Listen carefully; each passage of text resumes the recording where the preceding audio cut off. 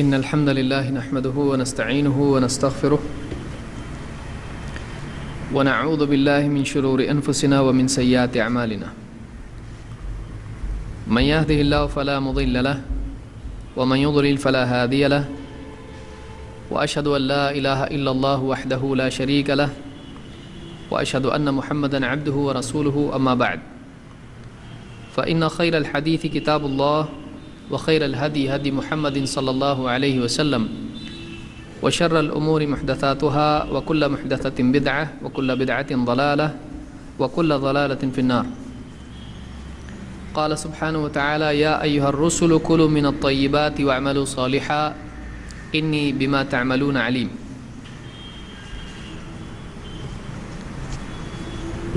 پچھلے درس میں رسولوں کی صفات، ان کی ذمہ داریاں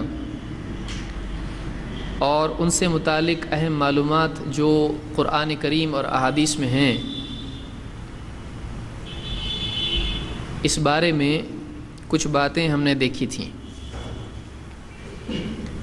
اس میں آخری بات جہاں ہم پہنچے تھے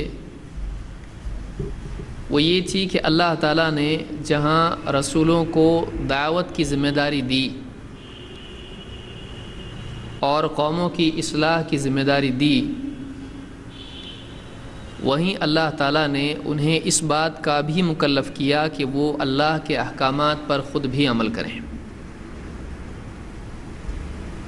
نہ صرف دینی اعتبار سے عبادتی معاملات میں بلکہ معاشی اور معاشرتی امور میں بھی وہ اللہ تعالیٰ کی شریعت کے پابند رہیں. اسی لیے اللہ تعالیٰ نے فرمایا یا ایھا الرسل، اے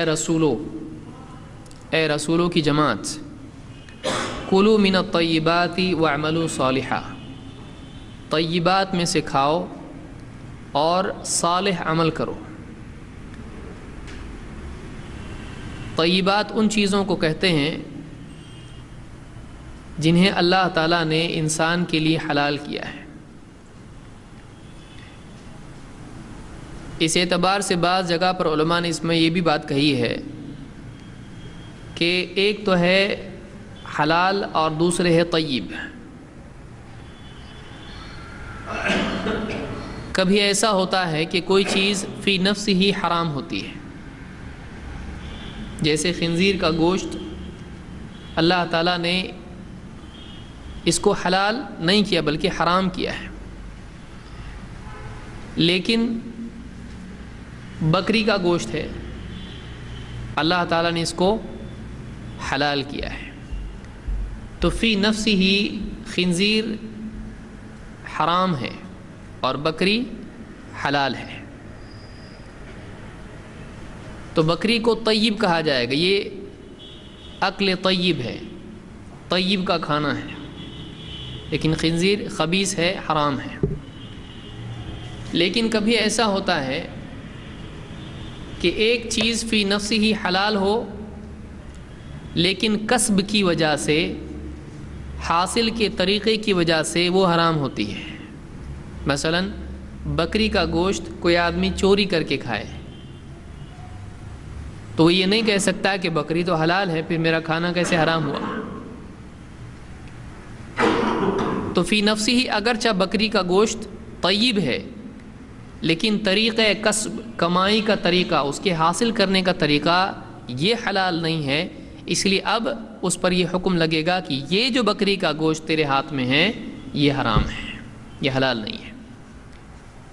تو اللہ تعالیٰ نے دونوں اعتبار سے حلال و حرام کے احکامات دیے ہیں.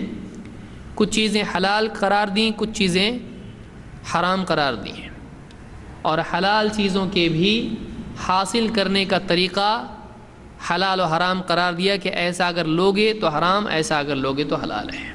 جیسے فی نفسی جس کو ہم پیسہ کہیں گے، پیسہ کیا ہے؟ روپیہ، دینار و درہم. اس کا کمانا حلال ہے، اس کا رکھنا حلال ہے، لیکن اگر سود کا ہے تو وہی درہم، وہی دینار حرام ہے، لیکن اگر تجارت ہے تو وہ حلال ہو جاتا ہے. تو طیبات کھانے کی چیزوں کے لیے عام طور سے لفظ استعمال ہوتا ہے. कुलू मिन अत्तय्यिबात, अंबिया के लिए, रसूलों के लिए अल्लाह ने हुक्म दिया कि कुलू मिन अत्तय्यिबात व अमलू सालिहा, तय्यिबात में से खाओ और नेक आमाल करो, अच्छे आमाल करो। इन्नी बिमा तअमलून अलीम, मैं तुम्हारे आमाल को जानता हूँ, मैं जानता हूँ तुम क्या अमल कर रहे हो। इस आयत में अल्लाह ताला ने जिस्मानी ज़रूरत, दुनियावी ज़रूरत और आखिरत की ज़रूरत, आखिरत का मकसद, इन दोनों ताल्लुक़ से हुक्म दिया कि तय्यब खाओ और नेक अमल करो। अल्लाह के जितने नबी और रसूल थे सब इस हुक्म के पाबंद थे, इसीलिए अल्लाह ने या अय्युहर रुसुल उमूम का सीगा इस्तेमाल किया है, जिसमें सारे रसूल शामिल हैं। सब के लिए लाजिम था कि वो तय्यब खाएं और सब के लिए लाजिम था कि वो नेक अमल करें। इब्राहीम अलैहिस्सलाम के बारे में आप देखें, नूह अलैहिस्सलाम के बारे में आप देखें, या बाकी जितने भी नबी और रसूल थे सबको देखें, इन्ना इब्राहीम काना उम्मतन क़ानितन लिल्लाह। इब्राहीम अलैहिस्सलाम के बारे में अल्लाह ने कहा क़ानितन लिल्लाह, कि वो क़ानित थे अल्लाह के। क़ानित कुनूत मुसलसल फरमा बरदारी को कहते हैं, तसलसल के साथ हर हुक्म की पाबंदी करना, अल्लाह के हुक्म की मुसलसल फरमा बरदारी करना, ये कुनूत है। इब्राहीम अलैहिस्सलाम को अल्लाह ने क़ानित कहा। नूह अलैहिस्सलाम के बारे में अल्लाह ने कहा कि अब्दन शकूरा, वो नेक बंदे थे, शुक्रगुजार बंदे थे। या दूसरे जितने नबी हैं उनके बारे में भी अल्लाह ने बताया। तो अल्लाह के जितने नबी और रसूल थे ये अल्लाह के फर्मा बरदार बंदे थे। अल्लाह के नबी सल्लल्लाहु अलैहि वसल्लम मोहम्मद अरबी अलैहिस्सलाम, आप उनको भी देखें, रात में लंबी लंबी नमाज़ पढ़ते थे। लोगों ने पूछा इतना मुजाहिदा क्यों करते हैं कि पाँव सूज जाते हैं? तो आपने कहा कि इन्नी, यानी मैं इस बात को पसंद करता हूँ कि मैं अल्लाह का शुक्रगुजार बंदा बनूँ। अफला उहिब्बु अन अकून अब्दन शकूरा, क्या मैं अल्लाह का शुक्रगुजार बंदा न बनूँ? तो अल्लाह के जितने नबी और रसूल थे ये अल्लाह के फर्मा बरदार बंदे थे। रिसालत और नबूवत ये आम बंदों के मुकाबले में एक बहुत बड़ा ऊंचा मनसिब है, बहुत बड़ा ऊंचा मकाम है।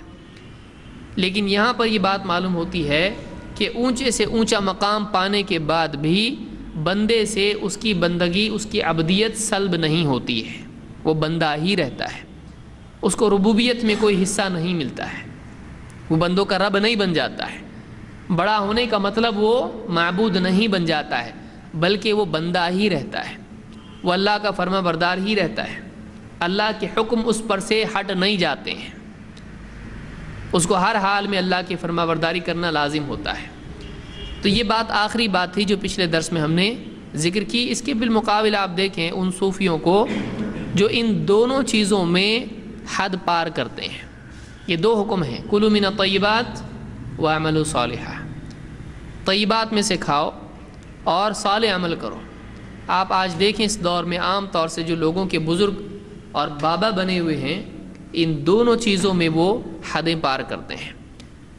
आम तौर से हराम की कमाई करने वाले ही उनके पास जाते हैं और हराम तरीक़े से वो उनकी चीज़ें लेते हैं, शिरकियात, कुफ्रियात, झूठ, धोखे और इस तरह की सारी चीज़ें उनको देकर वो उनसे उनका माल हड़प करते हैं, हराम तरीके से वो कमाई करते हैं। और दूसरी तरफ इबादत उनकी देखें, उनकी ज़िंदगी में अमल देखें तो आपको दिखाई देगा कि अमल से वो बिल्कुल कोरे होते हैं। यहाँ तक कि फ़राइज़ का एहतमाम नहीं करते हैं, अल्लाह की नाफरमानी करते हैं, औरतों को छूते हैं और क्या कुछ नहीं करते हैं, नमाज़ें छोड़ते हैं और हराम चीज़ खाकर अपनी ज़िंदगी गुजारते हैं। तो ये बड़े से बड़े बंदे रसूल, इससे बड़ा कोई मर्तबा नहीं है, रिसालत से बढ़कर कोई मर्तबा नहीं है।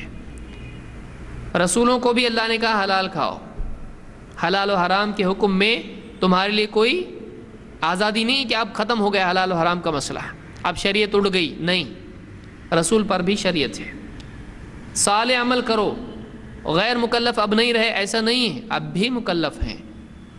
अमल में भी उनके अच्छे और बुरे में से उनको अच्छा चुनना पड़ेगा, वो मुकल्लफ ही रहते हैं आखिर वक्त तक। इसीलिए अल्लाह के नबी सल्लल्लाहु अलैहि वसल्लम के आखिरी वक्त में आप बार बार बेहोश होते थे और गुस्ल करते थे।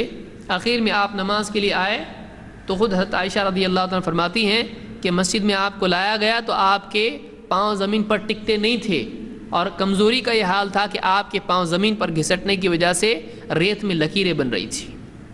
آخری وقت بھی آپ اللہ کے حکم کے مکلف تھے. آخری ایام میں بھی آپ سے شریعت ساقط نہیں ہوئی. لیکن آج آپ دیکھیں ان لوگوں کو جو لوگوں کے بڑے بنے ہوئے ہیں، لوگوں کے سامنے وہ یہ کہنا شروع کر دیتے ہیں کہ ہم دل کی نماز پڑھتے ہیں، ہم سے شریعت ساقط ہو گئی، ہم کو معرفت اور حقیقت نصیب ہو گئی ہے.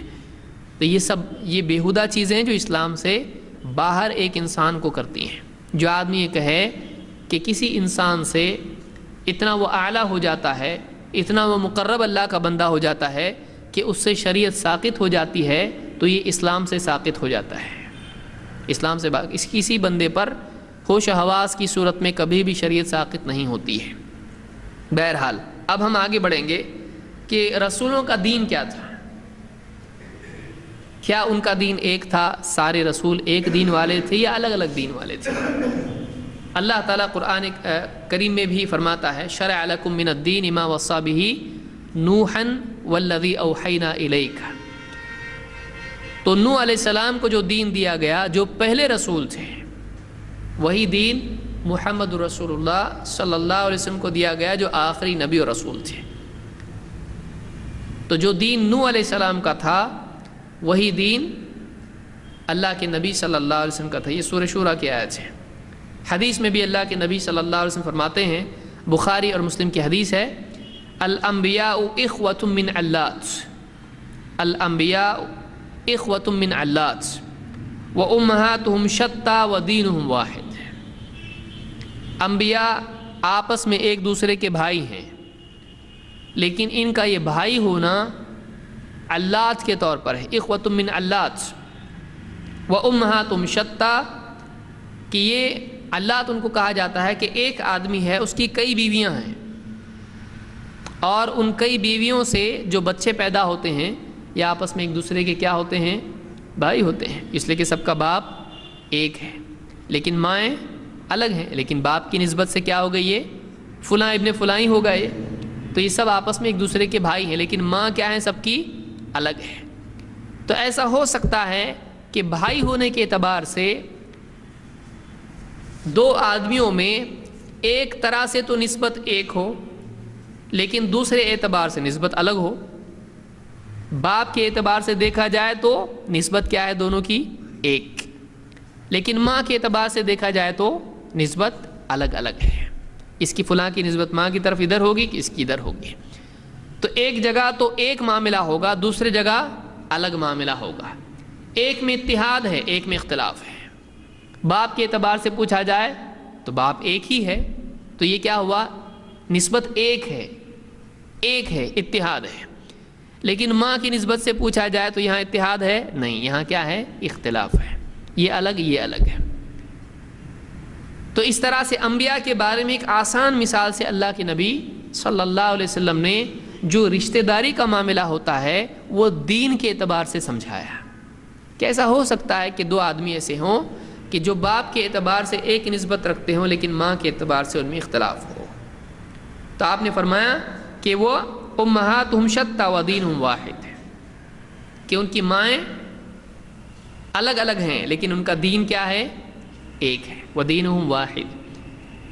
اس حدیث سے ایک مسئلہ معلوم ہوا کہ انبیاء کا دین ایک تھا لیکن شریعتیں الگ الگ تھیں.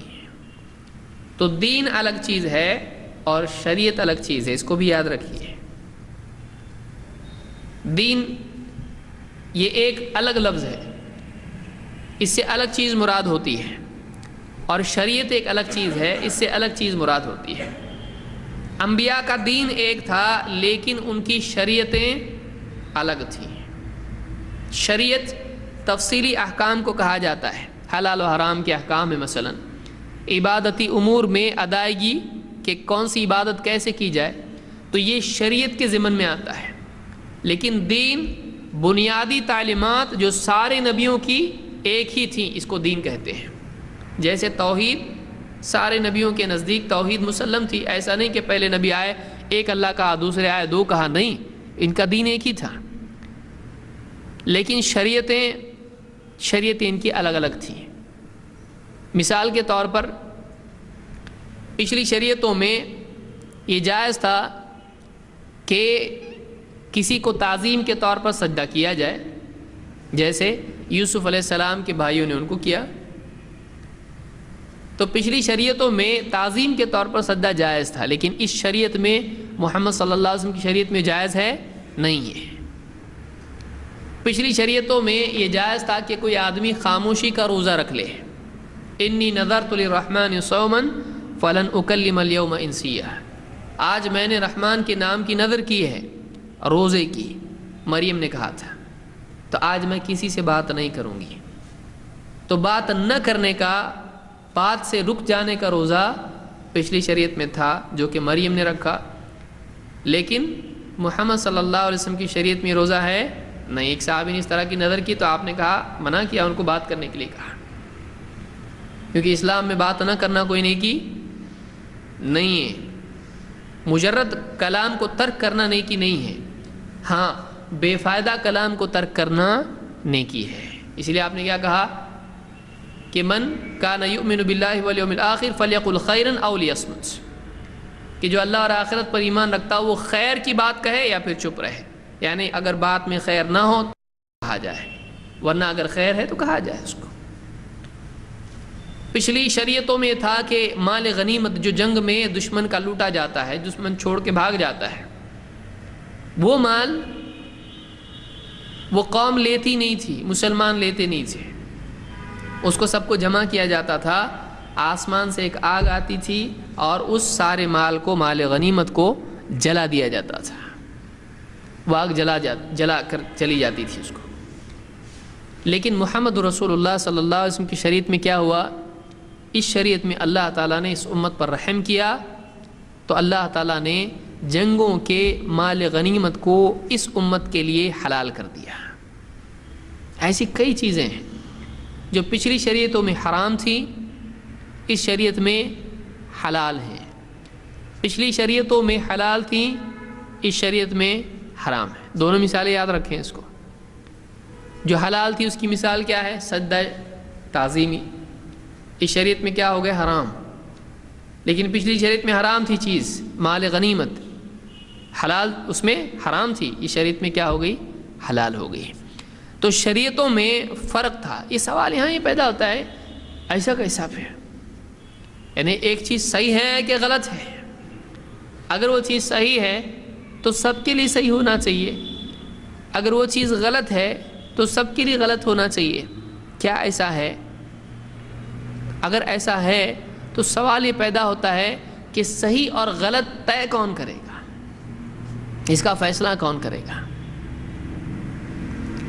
ایک وہ چیزیں ہیں جو فی نفسی ہی غلط ہیں، اور ایک وہ چیزیں ہیں جن کو اللہ منع کرے تو وہ غلط ہوتی ہے. جیسے مثال کے طور پر شرک ہے، شرک فی نفسی ہی غلط ہے. یا اسی طرح سے کسی پر ظلم کرنا، کسی کو قتل کرنا فی نفسی ہی غلط ہے.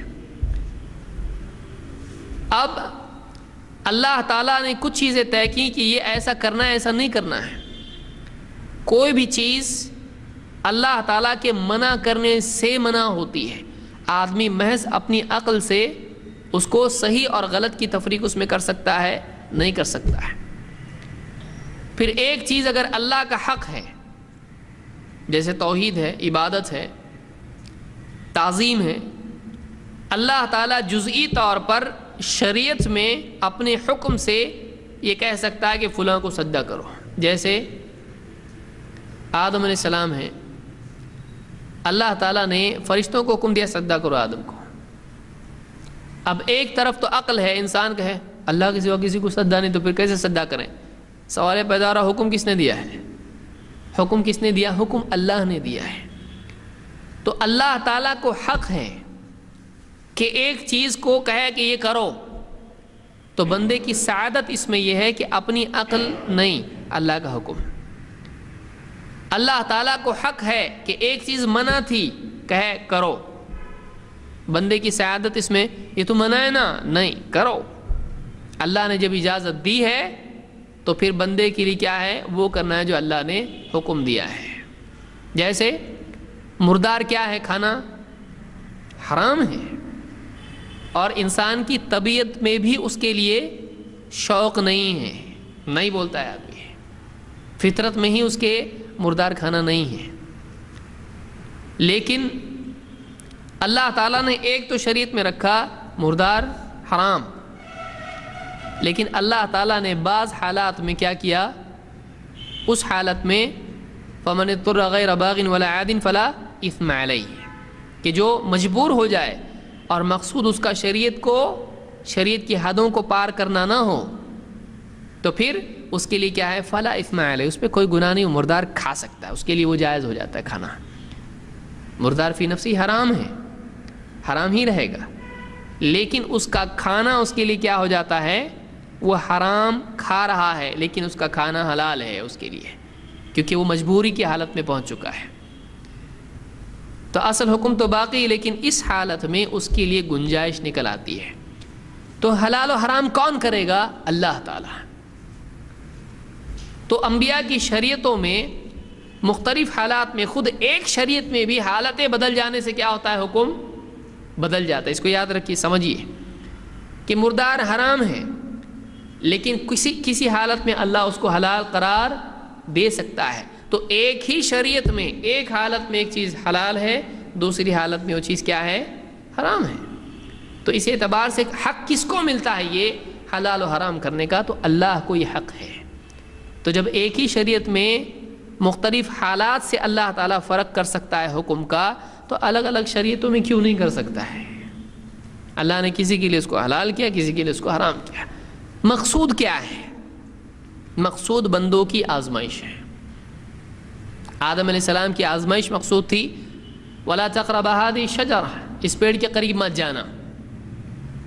اسی لیے وَمَا خَلَقْتُ الْجِنَّ وَالْإِنسَ إِلَّا لِيَعْبُدُونَ کے ضمن میں مفسرین نے سلف کے اقوال ذکر کیے ہیں. میں نے بندوں کو اپنی عبادت کے لیے پیدا کیا ہے، جنات اور انسانوں کو. تو لِآمُرَهُمْ وَأَنْهَاهُمْ، میں نے اس لیے ان کو پیدا کیا کہ میں ان کو حکم دوں اور منع کروں، بس اس کے لیے میں نے پیدا کیا ہے. وہ میرے بندے ہیں، میں یہ کرنے کے لیے کہوں وہ کریں، منع کر دوں وہ رک جائیں. کیوں؟ وہ میرے بندے ہیں. بندے کا کام بندگی ہے، حکم ماننا ہے. اس کی آزمائش ہی اس میں ہے. یہ نہیں کہ پچھلوں کے لیے حلال تھا ہم کو کیوں حرام کیا، پچھلوں کے لیے حرام تھا ہمارے لیے کیوں حلال کیا. اللہ کی مرضی، تم کو یہ حکم دیا تم کو یہ کرنا ہے. تو آپ نے فرمایا کہ وَدِينُهُمْ وَاحِدٌ، ان کی شریعتیں الگ ہیں لیکن دین کیا ہے؟ ایک ہے. سارے نبیوں کا دین ایک تھا لیکن شریعتوں میں فرق تھا، شریعتوں میں فرق تھا. یہ بخاری اور مسلم کی حدیث ہے. اس پہ تفصیل سے اور ناسخ منسوخ کے معاملات اس میں سب آ سکتے ہیں، تفصیل سے کسی اور درس میں ہم دیکھیں گے ناسخ اور منسوخ کا اسلام میں کیا معاملہ ہے. بعض لوگ اس کے منکر ہیں، تو کیا پرابلم ہے ان کا، سمجھ کی کمی میں کیا معاملات ان کے ہیں، کیوں نہیں سمجھتا ان کو، اور شریعت میں یہ کیوں تھا، کیا حکمت تھی اس میں. انشاءاللہ کسی مستقل درس میں ہم ناسخ اور منسوخ کا مسئلہ دیکھیں گے وہ کیا ہے. تو سارے نبیوں کا دین ایک تھا، سارے رسولوں کا دین ایک تھا، لیکن شریعتیں الگ الگ تھیں. وَلِكُلٍّ جَعَلْنَا مِنْكُمْ شِرْعَةً وَمِنْهَاجًا، اللہ نے فرمایا تم سب کے لیے ہم نے الگ الگ امتوں کے لیے، قوموں کے لیے، امتوں کے لیے کیا کیا ہے؟ ان کی اپنی اپنی شریعتیں ہم نے مقرر کی ہیں. تو ہر ایک کے لیے شریعت الگ تھی.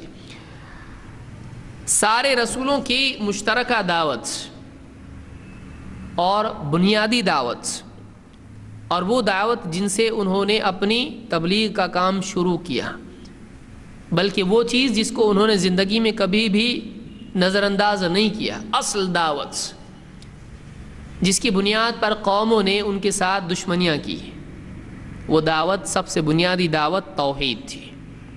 یہ بھی یاد رکھیں کہ دنیا کے کسی بھی خطے میں رسول اور نبی آئے، کسی بھی صدی میں، کسی بھی دور میں آئے، ابتدا سے لے کر انتہا تک ایک ایسی دعوت تھی جو سارے رسولوں کی مشترکہ دعوت تھی. اور وجہ اس کی یہ تھی کہ یہ سب سے بنیادی نقطہ ہے جس سے ہٹانے کی ہر دور میں ابلیس شیطان نے کوشش کی ہے. توحید وہ چیز ہے جس سے لوگوں کو ہٹانے کی ہر دور میں شیطان نے کوشش کی، اور ہر دور کے لوگوں میں بنیادی بگاڑ اسی میں آیا۔ یہی وجہ ہے کہ ہر دور میں اللہ تعالیٰ نے رسولوں کو اسی دعوت کے دوبارہ زندہ کرنے اور لوگوں کو سمجھانے کے لیے بھیجا، جس کی آج بھی واقعی ضرورت ہے۔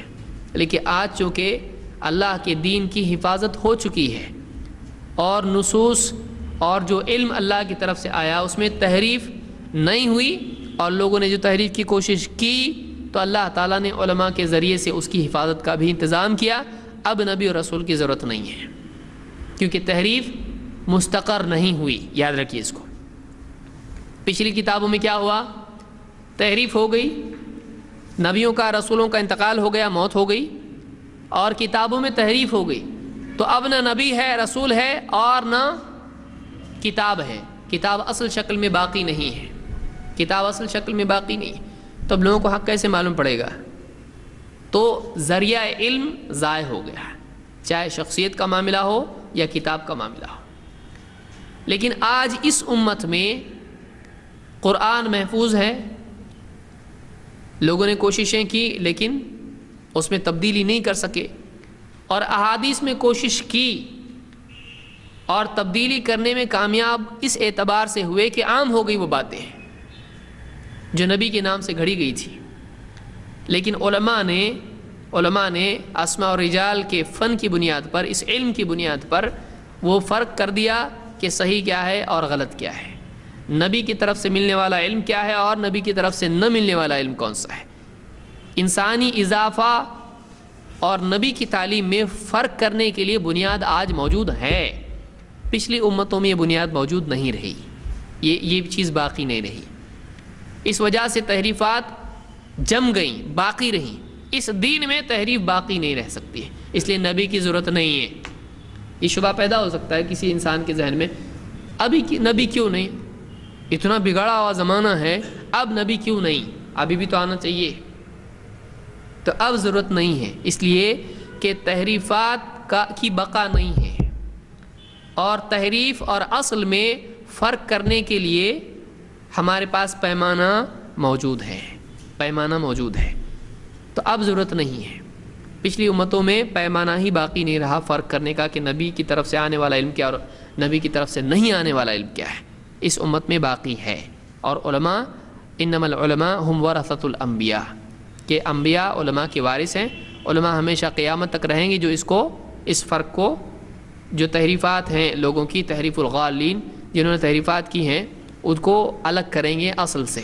بہرحال تو سارے نبیوں کی دعوت توحید تھی۔ اللہ نے فرمایا وَلَقَدْ بَعَثْنَا فِي كُلِّ أُمَّةٍ رَسُولًا أَنِ اعْبُدُوا اللَّهَ وَاجْتَنِبُوا الطَّاغُوتَ، ہم نے ہر امت میں رسول بھیجا، ہر امت میں ہم نے رسول بھیجا۔ کس دعوت کے ساتھ؟ دو باتیں ان کی دعوت کا جز تھیں، جو ایک ہی بات کے دو الگ الگ پہلو سے اس کو جمع کرنا، اثبات اور نفی۔ کیا دعوت تھی؟ ان اعبدوا اللہ واجتنبوا الطاغوت۔ سارے رسولوں کی دعوت تھی اللہ کی عبادت کرو، ان اعبدوا اللہ واجتنبوا الطاغوت، اور طاغوت سے بچو، طاغوت کی عبادت سے بچو۔ یہ دو چیزیں ہیں جو ایک دوسرے کی تکمیل کرتے ہیں، ایک اثبات میں ہے اور ایک نفی میں ہے۔ اللہ کی عبادت کرو، صرف اتنی دعوت نہیں تھی کہ اللہ کی بھی عبادت کرو، اس لیے کہ لوگوں کا بگاڑ اللہ کو ترک کرنے میں بہت کم رہا ہے، لیکن اللہ کے ساتھ شرک کرنے میں زیادہ رہا ہے۔ اس کو یاد رکھیے۔ بگاڑ کہاں سے آیا؟ لوگوں نے بولے اب اللہ نہیں، دوسرا ایسا ہوا نہیں، لوگوں نے کہا اللہ بھی اور یہ بھی۔ کیوں؟ اللہ تک پہنچنے کے لیے دوسرے چاہیے، ڈائریکٹ نہیں پہنچ سکتے۔ تو امتوں میں بگاڑ اللہ کو ترک کرنے کا بہت ہی کم رہا ہے۔ جیسے ہماری قوم ہے یہاں پر جو اللہ کو مانتی نہیں، اللہ کو جانتی نہیں ہے، اللہ نام استعمال بھی نہیں کرتے ہیں۔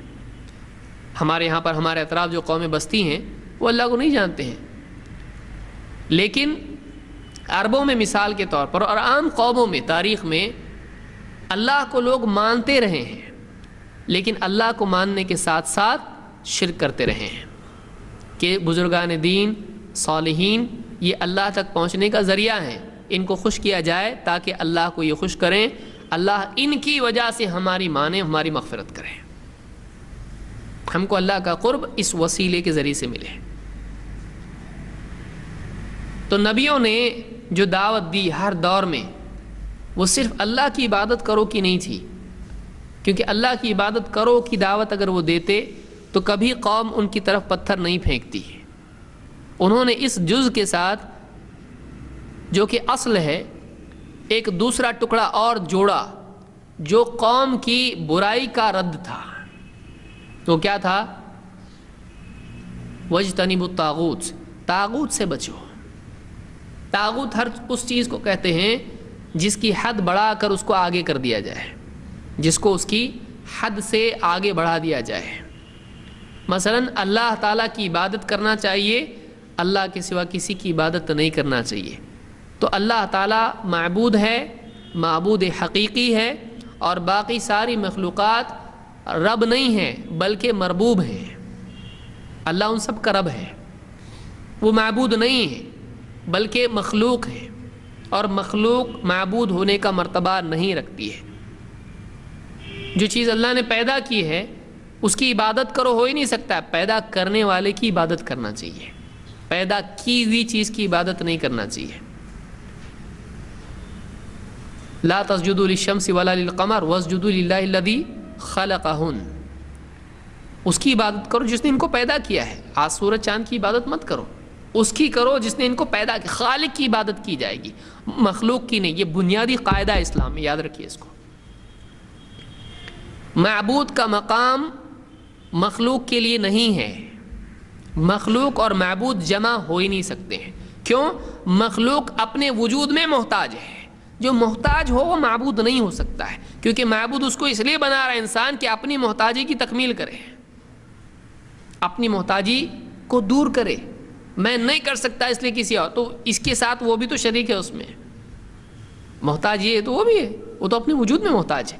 تو جو اپنے وجود میں محتاج ہے وہ معبود نہیں بن سکتا ہے۔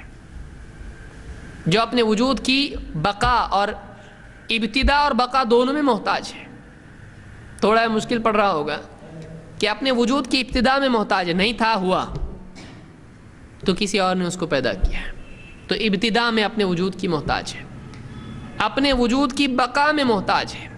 پیدا تو ہو گیا، اب زندہ رہنا ہے، اس کے لیے کھا رہا ہے، پی رہا ہے، سردی گرمی کے لیے اوڑھ رہا ہے، انگیٹھی جلا رہا ہے، بیمار ہوا دوا کھا رہا ہے تاکہ مر نہ جائے بیماری سے۔ اپنے وجود کی بقا، اپنے کو زندہ باقی رکھنے کے لیے بھی وہ محتاج ہے، وجود میں آنے کے لیے محتاج ہے، وجود میں باقی رہنے کے لیے محتاج ہے۔ اسی لیے اللہ نے کیا کہا عیسیٰ علیہ السلام کے اور ان کی ماں کے بارے میں، جن کو لوگوں نے معبود بنایا ہے؟ اللہ نے کیا کہا؟ کانا یاکلان الطعام، وہ کھانا کھاتے تھے۔ کیوں؟ کیا کھانا کھاتے تھے؟ کیا بڑی بات ہوئی؟ کھانا کھاتے تھے، وہ اپنے وجود کو باقی رکھ نہیں سکتے تھے جب تک کہ وہ کھاتے نہیں۔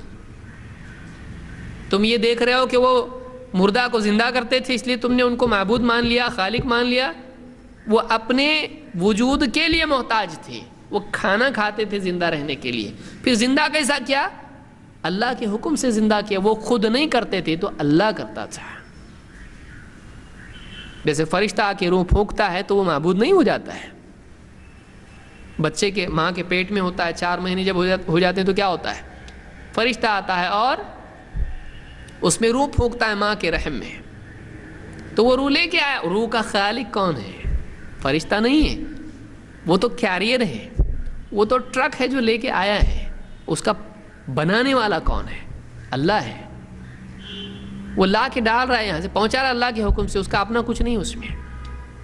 تو رسول جتنے بھی تھے انہوں نے کیا کی؟ دعوت دی ان اعبدوا اللہ واجتنبوا الطاغوت، اللہ کی عبادت کرو اور طاغوت سے دور رہو۔ اس سے ایک بات یہ معلوم ہوئی کہ دعوت کا بنیادی نقطہ یہ ہے کہ صرف اللہ کی عبادت کرو، بھائی نماز پڑھو۔ بہت ساری آج جو ہیں امت میں لوگ دعوت دیتے ہیں لیکن ان کی دعوت میں اصل الاصول کیا ہے؟ معروف کی دعوت دی جائے اور منکر کو نہ چھیڑا جائے، ہے نا؟ عالمی سطح پر دعوت آج دینے والی ایک جماعت ہے جس کے اصل الاصول میں یہ ہے، اور دعویٰ یہ ہے کہ اللہ کی طرف سے یہ اصول دیا گیا، یہ ختم نبوت کے بعد اصول مل رہا ہے، ایسا اصول جس کے سارے نبی خلاف ہیں، یعنی ایک طرف سارے رسول ہیں جو اس اصول پر قائم ہیں کہ معروف کی دعوت دی جائے اور منکر سے منع کیا جائے، ایک طرف وہ سب، اور ایک طرف سارے نبیوں کا سلسلہ ختم ہوا، اب یہ آئے نئے، ان کا کیا اصول ہے؟ معروف کی دعوت دی جائے اور منکر کو نہ چھیڑا جائے۔ آپ بتائیے کس کو مانا جائے؟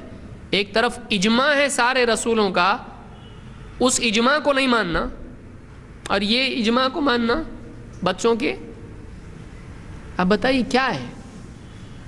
کتنی بڑی مخالفت ہے یہ، یعنی صرف قرآن کی مخالفت نہیں ہے، یہ پچھلے سارے رسولوں کی مخالفت ہے، یہ ایک اور بڑا معاملہ ہو جاتا ہے۔ صرف قرآن کی مخالفت بھی کیا ہے؟ کفر ہے۔ یہ تحریف ہے دین کے بنیادی اصول میں، اس دعوت میں جس پر سارے نبی قائم تھے۔ آپ بتائیے سارے نبیوں کی دعوت میں معروف کی دعوت، منکر سے منع دونوں ہیں، کیسے؟ ان اعبدوا اللہ، اللہ کی عبادت کرو، یہ معروف ہے کہ کیا ہے؟ معروف ہے، اللہ کی عبادت کرنا چاہیے۔ یہ کرنے، معروف کس کو کہتے ہیں پہلے یہ سمجھ لیجئے۔ معروف اچھی چیز جس کو کرنا چاہیے، منکر بری چیز جس سے بچنا چاہیے۔ تو معروف کی دعوت دینا چاہیے کہ اچھا کام کرو، نماز پڑھو، کلمہ پڑھو، ہے نا، کلمہ نماز کی دعوت، اور علم حاصل کرو، ذکر کرو، مسلمانوں کا اکرام کرو، دعوت دو، وغیرہ وغیرہ جو بھی چیزیں ہیں۔ تو یہ کیا ہے؟ معروف ہیں، یہ اچھی چیزیں ہیں، اس کو کرنا چاہیے۔ لیکن اس کے ساتھ منکرات بھی امت میں ہیں، انسانیت میں ہمیشہ منکرات رہے ہیں۔ انبیاء اور رسول صرف معروف کی دعوت کے لیے نہیں آتے تھے، وہ منکر سے منع کرنے کے لیے بھی آتے، یہ مت کرو، یہ مت کرو، اس کے لیے بھی آتے تھے۔ اسی لیے یہاں پر بنیادی دعوت جو سارے رسولوں کی تھی، اور ایسی چیز جو ساری امتوں میں برائی آئی، وہ کیا تھی؟ شرک تھی۔ سارے رسولوں نے اللہ کی عبادت کی دعوت دی، اور اللہ کے سوا جن کو لوگوں نے معبود بنا رکھا ہے ان کی عبادت سے منع بھی وہ کرتے تھے۔ تو یہ منکر ہے، شرک۔ توحید معروف ہے، توحید کی دعوت دی، اللہ کی عبادت کی دعوت دی، اسی کے ساتھ اللہ کے سوا دوسروں کی عبادت کرنے سے منع بھی کیا، شرک سے منع بھی کیا، قبر پرستی سے منع کیا، پیڑ پودے، ستارے اور جنات اور اس طرح کے فرشتوں اور نبیوں کی عبادت سے منع بھی کیا۔ یہ دوسرا حصہ اگر نہ کیا جائے تو پہلا حصہ ادھورا رہ جاتا ہے، پہلا حصہ ادھورا رہ جاتا ہے کہ ایک آدمی کرنے کا کام کرے لیکن بچنے کے کام سے نہ بچے تو اس آدمی کا وہ کام خراب ہو جاتا ہے۔ مثلا مثال کے طور پر ایک آدمی ہے، وضو اس نے کیا اور شرمگاہ چھو لی، وضو باقی رہا؟ بولے میں نے وضو کیا نا، کہا کہ نہیں، ہمارے نزدیک اور حدیث کی روح سے ایک آدمی بلا حجاب کے، بغیر آڑ کے اگر شرمگاہ کو چھو لیتا ہے، ذکر چھو لیتا ہے، فرج چھو لیتا ہے تو اس کا وضو ٹوٹ جاتا ہے۔ یا کوئی کہے گا یہ مسئلہ ہم نہیں مانتے، ٹھیک ہے بھائی، ایک آدمی وضو کیا، پیشاب کیا، وضو باقی رہا؟ نہیں باقی رہا اس کا وضو، تو وہ ایسی چیز کر رہا ہے جس سے اس کا وضو کیا ہو رہا ہے؟ ٹوٹ رہا ہے۔ اس کو کہنا پڑے گا اپنا وضو باقی رکھنے کے لیے پیشاب سے تو رک، بار بار جاتا ہے پیشاب کرتا ہے جب بھی وضو کرتا ہے، تو تیرا وضو باقی نہیں رہے گا۔ اگر تو چاہتا ہے وضو باقی رہے تو جان بوجھ کے پیشاب زبردستی مت کر، تو تیرا وضو باقی رہے گا۔ تو اپنی عبادت کے ضائع کرنے والی چیزوں سے بھی بچنا ضروری ہے، ورنہ عبادت کر کے بھی کیا ہوگی؟ برباد ہو جائے گی۔ یہ رسول لوگوں کو سکھاتے تھے، ان اعبدوا اللہ، اللہ کی عبادت کرو، لئن اشرکت لیحبطن عملک، شرک کیا عمل برباد ہو جائے گا، تیری عبادت پوری برباد ہو جائے گی۔ تو ضروری ہے کہ عبادت کو اور انسان کی نجات کے وسائل کو برباد کرنے والی چیز سے بھی بچنا ضروری ہے۔ اس لیے آج بھی امت کو جہاں لوگ کہہ رہے ہیں بھائی نماز پڑھو، اللہ کو سجدہ کرو، وہیں یہ کہنا بھی ضروری ہے اللہ کے سوا دوسرے کے آگے سجدہ قبروں پہ جا کے مت کرو، اللہ سے مانگو ٹھیک ہے، لیکن غیر اللہ سے، قبروں سے، بزرگان دین سے، ان سے جا کے ان کی قبروں پہ مت مانگو۔ تو جہاں کرنے کا کام بتانا ضروری ہے وہاں نہ کرنے کے کام سے منع کرنا بھی ضروری ہے۔ تو انبیاء کی دعوت یہ بنیادی تھی کہ توحید کا اثبات اور شرک کا انکار، اس کا رد ہے، یہ دونوں چیزیں جمع کرنا بہت ضروری ہے۔ یہ سورہ النحل کی آیت نمبر 36 ہے۔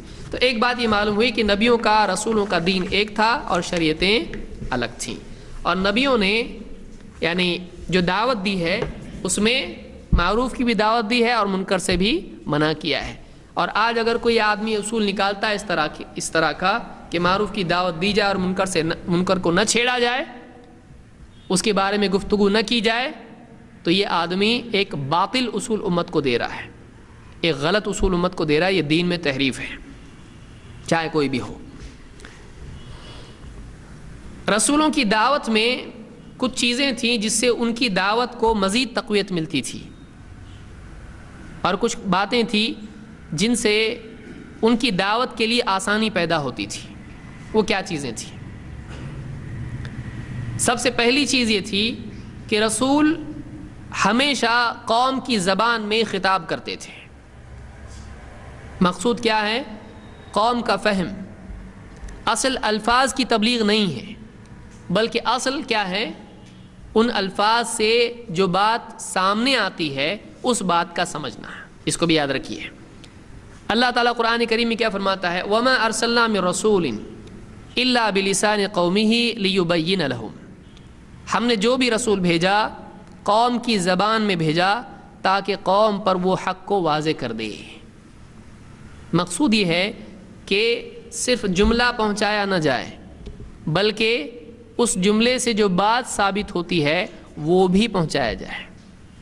اس سے ایک بات یاد رکھیے کہ کوئی آدمی مثال کے طور پر عربی میں کسی حدیث کو پڑھ کے سنا دے، سامنے والے سے پوچھے مانتا؟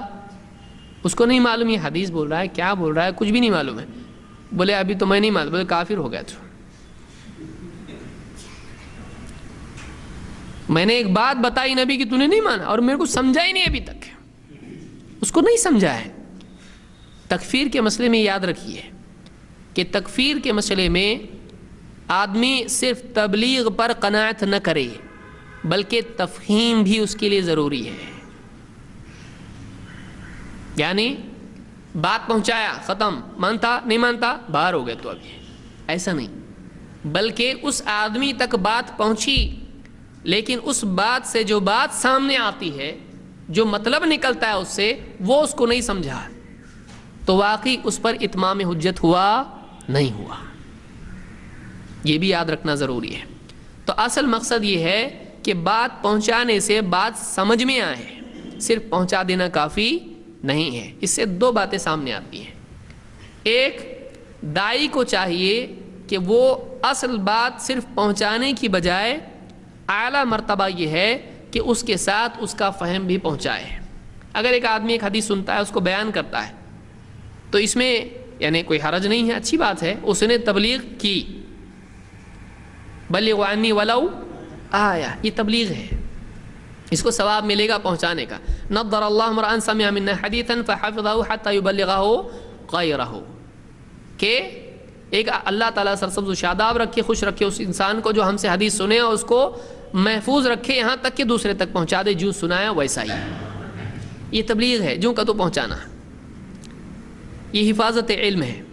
لیکن صرف اتنا کافی نہیں ہے، بلکہ اس علم کو صحیح طور سے سمجھ کر اس کے فہم کو بھی دوسروں تک پہنچانا۔ جو کا تو سنا اور پہنچایا، لیکن ساتھ ہی اس میں کیا بات سامنے آتی ہے وہ بات لوگوں کو سکھانا، اس کو کہتے ہیں تفقہ، دین کی گہری سمجھ۔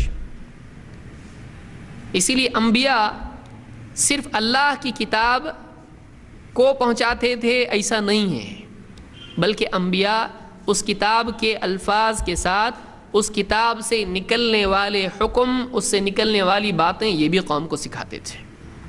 اور علماء کی ذمہ داری بھی یہ ہے کہ وہ ایک طرف تو قرآن و سنت، قرآن اور حدیث کے الفاظ لوگوں تک پہنچائیں، اسی کے ساتھ ساتھ امت کو پیش آنے والے مسائل جو بعد کے دور میں آئیں گے، جو پچھلے دور میں نہیں آئے، قرآن و سنت سے اجتہاد کر کے ان نئے مسائل کی، جن کی جو بظاہر یعنی قرآن و سنت میں لفظاً اس کا جواب موجود نہیں ہے، وہ استنباط کر کے، اجتہاد کر کے ان مسائل کا حل آنے والے دور میں قیامت تک دیتے رہے۔ اس کو کیا کہتے ہیں؟ اجتہاد، استنباط۔ تو انبیاء کی ذمہ داری کیا تھی کہ وہ لوگوں کو سمجھائیں، اور لوگوں کے اوپر اتمام حجت تبھی ہو سکتا ہے جب وہ بات سمجھ لیں اور انکار کریں۔ ہم تکفیر میں جلدی کرتے ہیں، یہ نہیں دیکھتے ہیں کہ ایک آدمی کو بات سمجھی کہ نہیں، میں نے حدیث بتایا اس نے مانا نہیں، اس کو سمجھا کہ نہیں سمجھا۔ جب تک مسئلہ سمجھ نہ لے وہ، تب تک اس پر اتمام حجت پوری نہیں ہوئی، اور سمجھنے کے بعد جب وہ انکار کرے گا، اس کے پاس کوئی عذر باقی نہیں رہا، پھر انکار کیا ضد میں آ کر، تب جا کر اس کی تکفیر ہوتی ہے۔ اور ہم کو ضرورت نہیں کسی کی تکفیر کرنے کی۔ تکفیر ایک شرعی حکم ہے جو بغیر وحی کے نہیں کیا جا سکتا ہے۔ ایک آدمی اپنے طور پر کسی کو بھی کافر بول دے، نہیں، قطعیات اور واضح بات کے انکار کرنے کے بعد جس کے بارے میں قرآن و سنت میں آیا ہو کہ ایسا ایسا معاملہ ہے، اس پر ہی حکم لگایا جا سکتا ہے۔ اس لیے علماء اس معاملے میں بہت ہی محتاط ہوتے ہیں، لیکن کم علم والا آدمی اس میں بہت سپیڈ میں ہوتا ہے۔ جتنا کم علم انسان کے پاس ہوتا ہے، اتنی سرعت تکفیر میں اس کی ہوتی ہے، اتنی تیزی ہوتی ہے۔ اس لیے آپ دیکھیے کہ بڑا آدمی جہاں شوق لگتا ہے وہاں ہاتھ نہیں ڈالتا، لیکن بچہ اس کے لیے کوئی چیز نہیں، چھری بھی پکڑتا ہے، وہ کہیں بھی ہاتھ ڈالتا ہے، کہیں بھی کود جاتا ہے، ٹیرس پہ سے بھی کود سکتا ہے وہ، کیونکہ اس کو معلوم نہیں ہے، اس کو نتائج معلوم نہیں۔ جس کو نتائج معلوم نہیں ہوتے ہیں وہ بہت بہادر ہوتا ہے، لیکن اس کی بہادری کب ختم ہوتی ہے؟ نتائج کے بعد۔ وَمَا أَرْسَلْنَا مِن رَسُولٍ إِلَّا بِلِسَانِ قَوْمِهِ لِيُبَيِّنَ لَهُمْ۔ تو اللہ نے رسولوں کو جو یعنی ذمہ داری دی وہ صرف تبلیغ کی نہیں تھی، بلکہ کس کی تھی؟ تبیین، وضاحت کی، اللہ کا پیغام سمجھانا۔ دوسری بات اس سے معلوم ہوئی کہ رسول جتنے بھی آتے تھے وہ کس زبان میں آتے تھے؟ قوم کی زبان میں۔ آپ بتائیے، کوئی بھی اس سے ایک بھی یہ بات بھی سامنے آتی ہے، اور لوگ جو یعنی کنفیوژن ہوتا ہے کہ انڈیا میں کیوں نہیں بھیجا اللہ نے ہمارے لیے رسول، عرب میں کیوں بھیجا؟ تو وہ عربوں کے لیے تھے۔ آپ بتائیے، دنیا میں کیا ہمیشہ ایک زبان رہی ہے؟ دنیا میں مختلف علاقے، جب عرب میں لوگ تھے عربی بولتے تھے، چین میں چینی تھے، اور ہندوستان میں معلوم نہیں سنسکرت یا کیا بولتے ہوں، اور کسی اور افریقہ میں اور کسی اور زبان میں لوگ الگ الگ زبانیں بولتے تھے۔ جب محمد صلی اللہ علیہ وسلم آئے، جب آپ نبی بنائے گئے، تو دنیا میں ایک زبان اس وقت میں نہیں تھی۔ اب آپ بتائیے، اگر چین میں بھیجا جائے، اگر کوئی آدمی بولتا عرب میں کیوں، دوسرے ملک میں کیوں نہیں؟ ٹھیک ہے، دوسرے ملک میں اللہ اگر بھیجتا، چین میں بھیجتا، تو عرب والے بولتے عرب میں کیوں نہیں؟ ہندوستان والے، افریقہ والے یا کسی اور ملک والے بولتے کہ یہاں کیوں نہیں؟ تو یہ اعتراض کبھی ختم نہیں ہو سکتا ہے۔ ایک رسول ایک ہی جگہ پر ایک ہی قوم کی زبان میں بول سکتا ہے، وہاں کے لوگوں کو رسول دعوت دے سکتا ہے۔ تو اللہ تعالیٰ نے، کیونکہ اسی قوم میں سے وہ چنا جاتا ہے، سمجھ میں آ رہی بات؟ رسول آسمان سے نازل ہوتا ہے؟ نہیں، رسول اس کسی ایک قوم سے لیا جاتا ہے۔ اب ایسی قوم کون سی ہے، یا اس وقت میں کون سی تھی جو ساری زبانیں بولتی تھی؟ ایسا نہیں ہو سکتا ہے کہ ایک قوم کو اساس بنایا جاتا ہے اور اس قوم میں سے رسول چنا جاتا ہے، اور وہ اس قوم کی اصلاح کرتا ہے، پھر وہ قوم اگلی قوموں تک جاتی ہے۔ فائدہ اللہ کا ہے، اور پچھلی قوموں میں ضرورت بھی نہیں تھی۔ کیوں؟ اس لیے کہ اللہ کے جتنے رسول آئے وہ عالمی رسول نہیں تھے، صرف ایک رسول ہیں جو کیا تھے؟ عالمی رسول۔ وہ کون ہیں؟ محمد صلی اللہ علیہ وسلم۔ کوئی بولے پھر کیسا؟ تو آج دیکھو ایسا ہے، آج عالمی سطح پر اسلام ہے کہ نہیں ہے؟ کون سی زبان بولنے والے ہیں جو اسلام نہیں مانتے؟ ہر زبان والے ہیں۔ تو اللہ نے کیا ہے، کوئی مسئلہ نہیں، کوئی ٹینشن نہیں رسول کا آنے کا، کیونکہ رسول ایک ہونے کے باوجود بھی عالمی سطح پر اسلام تمام زبانوں میں عام ہو چکا ہے۔ تو رسول ان کے بارے میں قاعدہ یہ تھا کہ اس قوم کی زبان میں آتے تھے جن میں ان کو بھیجا جاتا تھا، اور رسول ابدی نہیں ہوتے ہیں، یعنی ہمیشہ جینے والے ہوتے ہیں نہیں، ان کو موت بھی آتی ہے۔ وَمَا جَعَلْنَا لِرَجُلٍ مِّن قَبْلِكَ الْخُلْدَ، اللہ نے خود کہا کہ یعنی آپ سے پہلے جو بھی آئے ان میں سے کسی کے لیے ہم نے ہمیشگی نہیں دی ہے۔ أَفَإِن مِتَّ فَهُمُ الْخَالِدُونَ، کہ آپ کو اگر موت آ جائے تو کہ یہ لوگ باقی رہنے والے ہیں، ہمیشہ باقی رہیں گے؟ ہر انسان کو موت آنے والی ہے، کل نفس ذائقۃ الموت، ہر انسان کو موت آنے والی ہے۔ تو رسول ہمیشہ کے لیے نہیں ہوتے ہیں، ایک دور کے لیے ہوتے ہیں۔ اس دور میں ایک قوم کے پاس وہ ہوتے ہیں، اس قوم کی جو زبان ہوتی ہے اسی میں ان کو بھیجا جاتا ہے، پھر بعد میں افراد دوسرے علاقوں میں جا کے دعوت دیتے ہیں۔ تو ایک بات یہ معلوم ہوئی۔ دوسری بات، رسولوں کی دعوت میں معین و مددگار چیزیں یہ بھی تھیں کہ رسولوں کو کتاب اور معجزات دیے جاتے تھے۔ کتاب رسول کے بعد باقی رہتی تھی، معجزات رسول کے ساتھ چلے جاتے تھے۔ معجزات کی وجہ سے رسول کی حقانیت اہل باطل کے مقابلے میں سمجھنا آسان ہوتا تھا۔ معجزہ اس چیز کو کہتے ہیں جو عاجز کر دے، جب وہ سامنے آ جائے تو آدمی عاجز ہو جائے، اس کے پاس کوئی عذر باقی نہ رہے، اس کے پاس اس کے مقابلے کے لیے کچھ طاقت نہ رہے۔ مثال کے طور پر موسیٰ علیہ السلام آپ دیکھیں، موسیٰ علیہ السلام کے مقابلے میں کون تھے؟ جادوگر۔ موسیٰ علیہ السلام کے مقابلے میں کون تھا؟ فرعون اور اس کا لشکر۔ موسیٰ علیہ السلام کا عصا دونوں کے لیے مصیبت بنا اور کچھ کے لیے ہدایت کا۔ مثال کے طور پر جادوگروں کے مقابلے میں جب انہوں نے سانپ ڈالے زمین پر تو موسیٰ علیہ السلام نے کیا ڈالے؟ عصا ڈالے۔ وہ عصا کیا ہو گیا؟ سانپ بن گیا۔ ان جادوگروں کی رسیاں عصے بھی سانپ بنے، انہوں نے ڈالا تو وہ بھی سانپ اژدہا بنا۔ علماء نے کہا کبھی وہ اژدہا بنتا تھا کبھی سانپ، کیونکہ کہیں قرآن میں جان ولا مدبرا ولم یعقب کہا ہے، جان سانپ کو کہتے ہیں، اور ثعبان مبین بھی آیا ہے، اژدہا کو بولتے ہیں۔ تو کبھی وہ سانپ بن جاتا تھا کبھی اژدہا، یعنی ملٹیپل ایک ساتھ الگ الگ بنتا تھا وہ۔ تو اس سانپ نے یا اس اژدہا نے سارے سانپوں کو، رسیوں کو کیا کر دیا؟ تلقف ما صنعوا، سب کو نگل لیا، سب کو برباد کر دیا۔ تو ان میں سے بہت سو کی ہدایت کا وہ ذریعہ بنا۔ جادوگر بھی کیا ہوئے؟ آمنا برب ہارون و موسیٰ، وہ ایمان لے آئے ہارون علیہ السلام اور موسیٰ علیہ السلام کے رب پر، ان کی ہدایت کا ذریعہ بنا۔ تو ان کے مقابلے میں وہ کیا ہو گئے؟ عاجز آ گئے۔ ان کے پاس کچھ ایسا بچا نہیں کہ اب اس اژدہے کا، سانپ کا مقابلہ کسی اور جادو سے کیا جائے۔ فیل ہو گئے وہ، مطلب عاجز ہو گئے۔ اسی طرح سے آپ دیکھیں فرعون ہے، جب یہ واقعہ ہوا اس کے بعد فرعون پیچھے پڑ گیا۔ اللہ نے موسیٰ علیہ السلام کو نکلنے کے لیے کہا جلد ہی، فرعون سے پہلے راتوں رات، اسر بعبادی۔ پیچھے سے فرعون آیا، اب یہ کنارے پہنچے، وہ بھی آ رہا ہے نزدیک نزدیک۔ انہوں نے، اللہ نے کیا کہا؟ فَضْرِبْ بِعَصَاكَ الْبَحْرَ، یعنی اپنا جو ہے بحر پر اپنا عصا مارو۔ تو 12 راستے اس میں سے بن گئے، ساری قوم اس میں سے گزر گئی۔ پیچھے سے فرعون بھی آیا۔ اب فرعون کی پوری طاقت ہے، اس کے پاس جادوگر کیا کچھ نہیں ہے اس کے پاس، لیکن وہ جو راستہ بنا تھا اس عصا کے ذریعے سے، جو کہ ایک معجزاتی عصا تھا، عام عصا نہیں تھا، اللہ کے حکم کے تابع تھا وہ۔ تو جو راستہ بنا اللہ کے حکم سے، کیا ہو گیا وہ راستہ؟ جب یہ پار ہو گئے تو وہ راستہ ختم۔ ان کے لیے بنا تھا وہ، سب کے لیے نہیں، ٹیمپرری تھا وہ، پرماننٹ نہیں تھا۔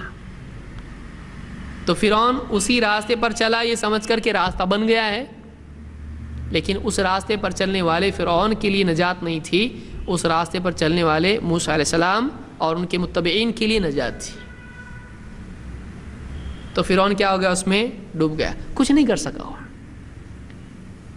تو معجزہ وہ ہوتا ہے جس کے جواب سے لوگ عاجز ہوں، چاہے وہ لفظی اعتبار سے ہو، کلام کے اعتبار سے ہو، چاہے وہ اس کے جواب مادی اعتبار سے ہو، کسی ترکیب کے اعتبار سے، اس کے خلاف کچھ نہیں کر سکتے ہو۔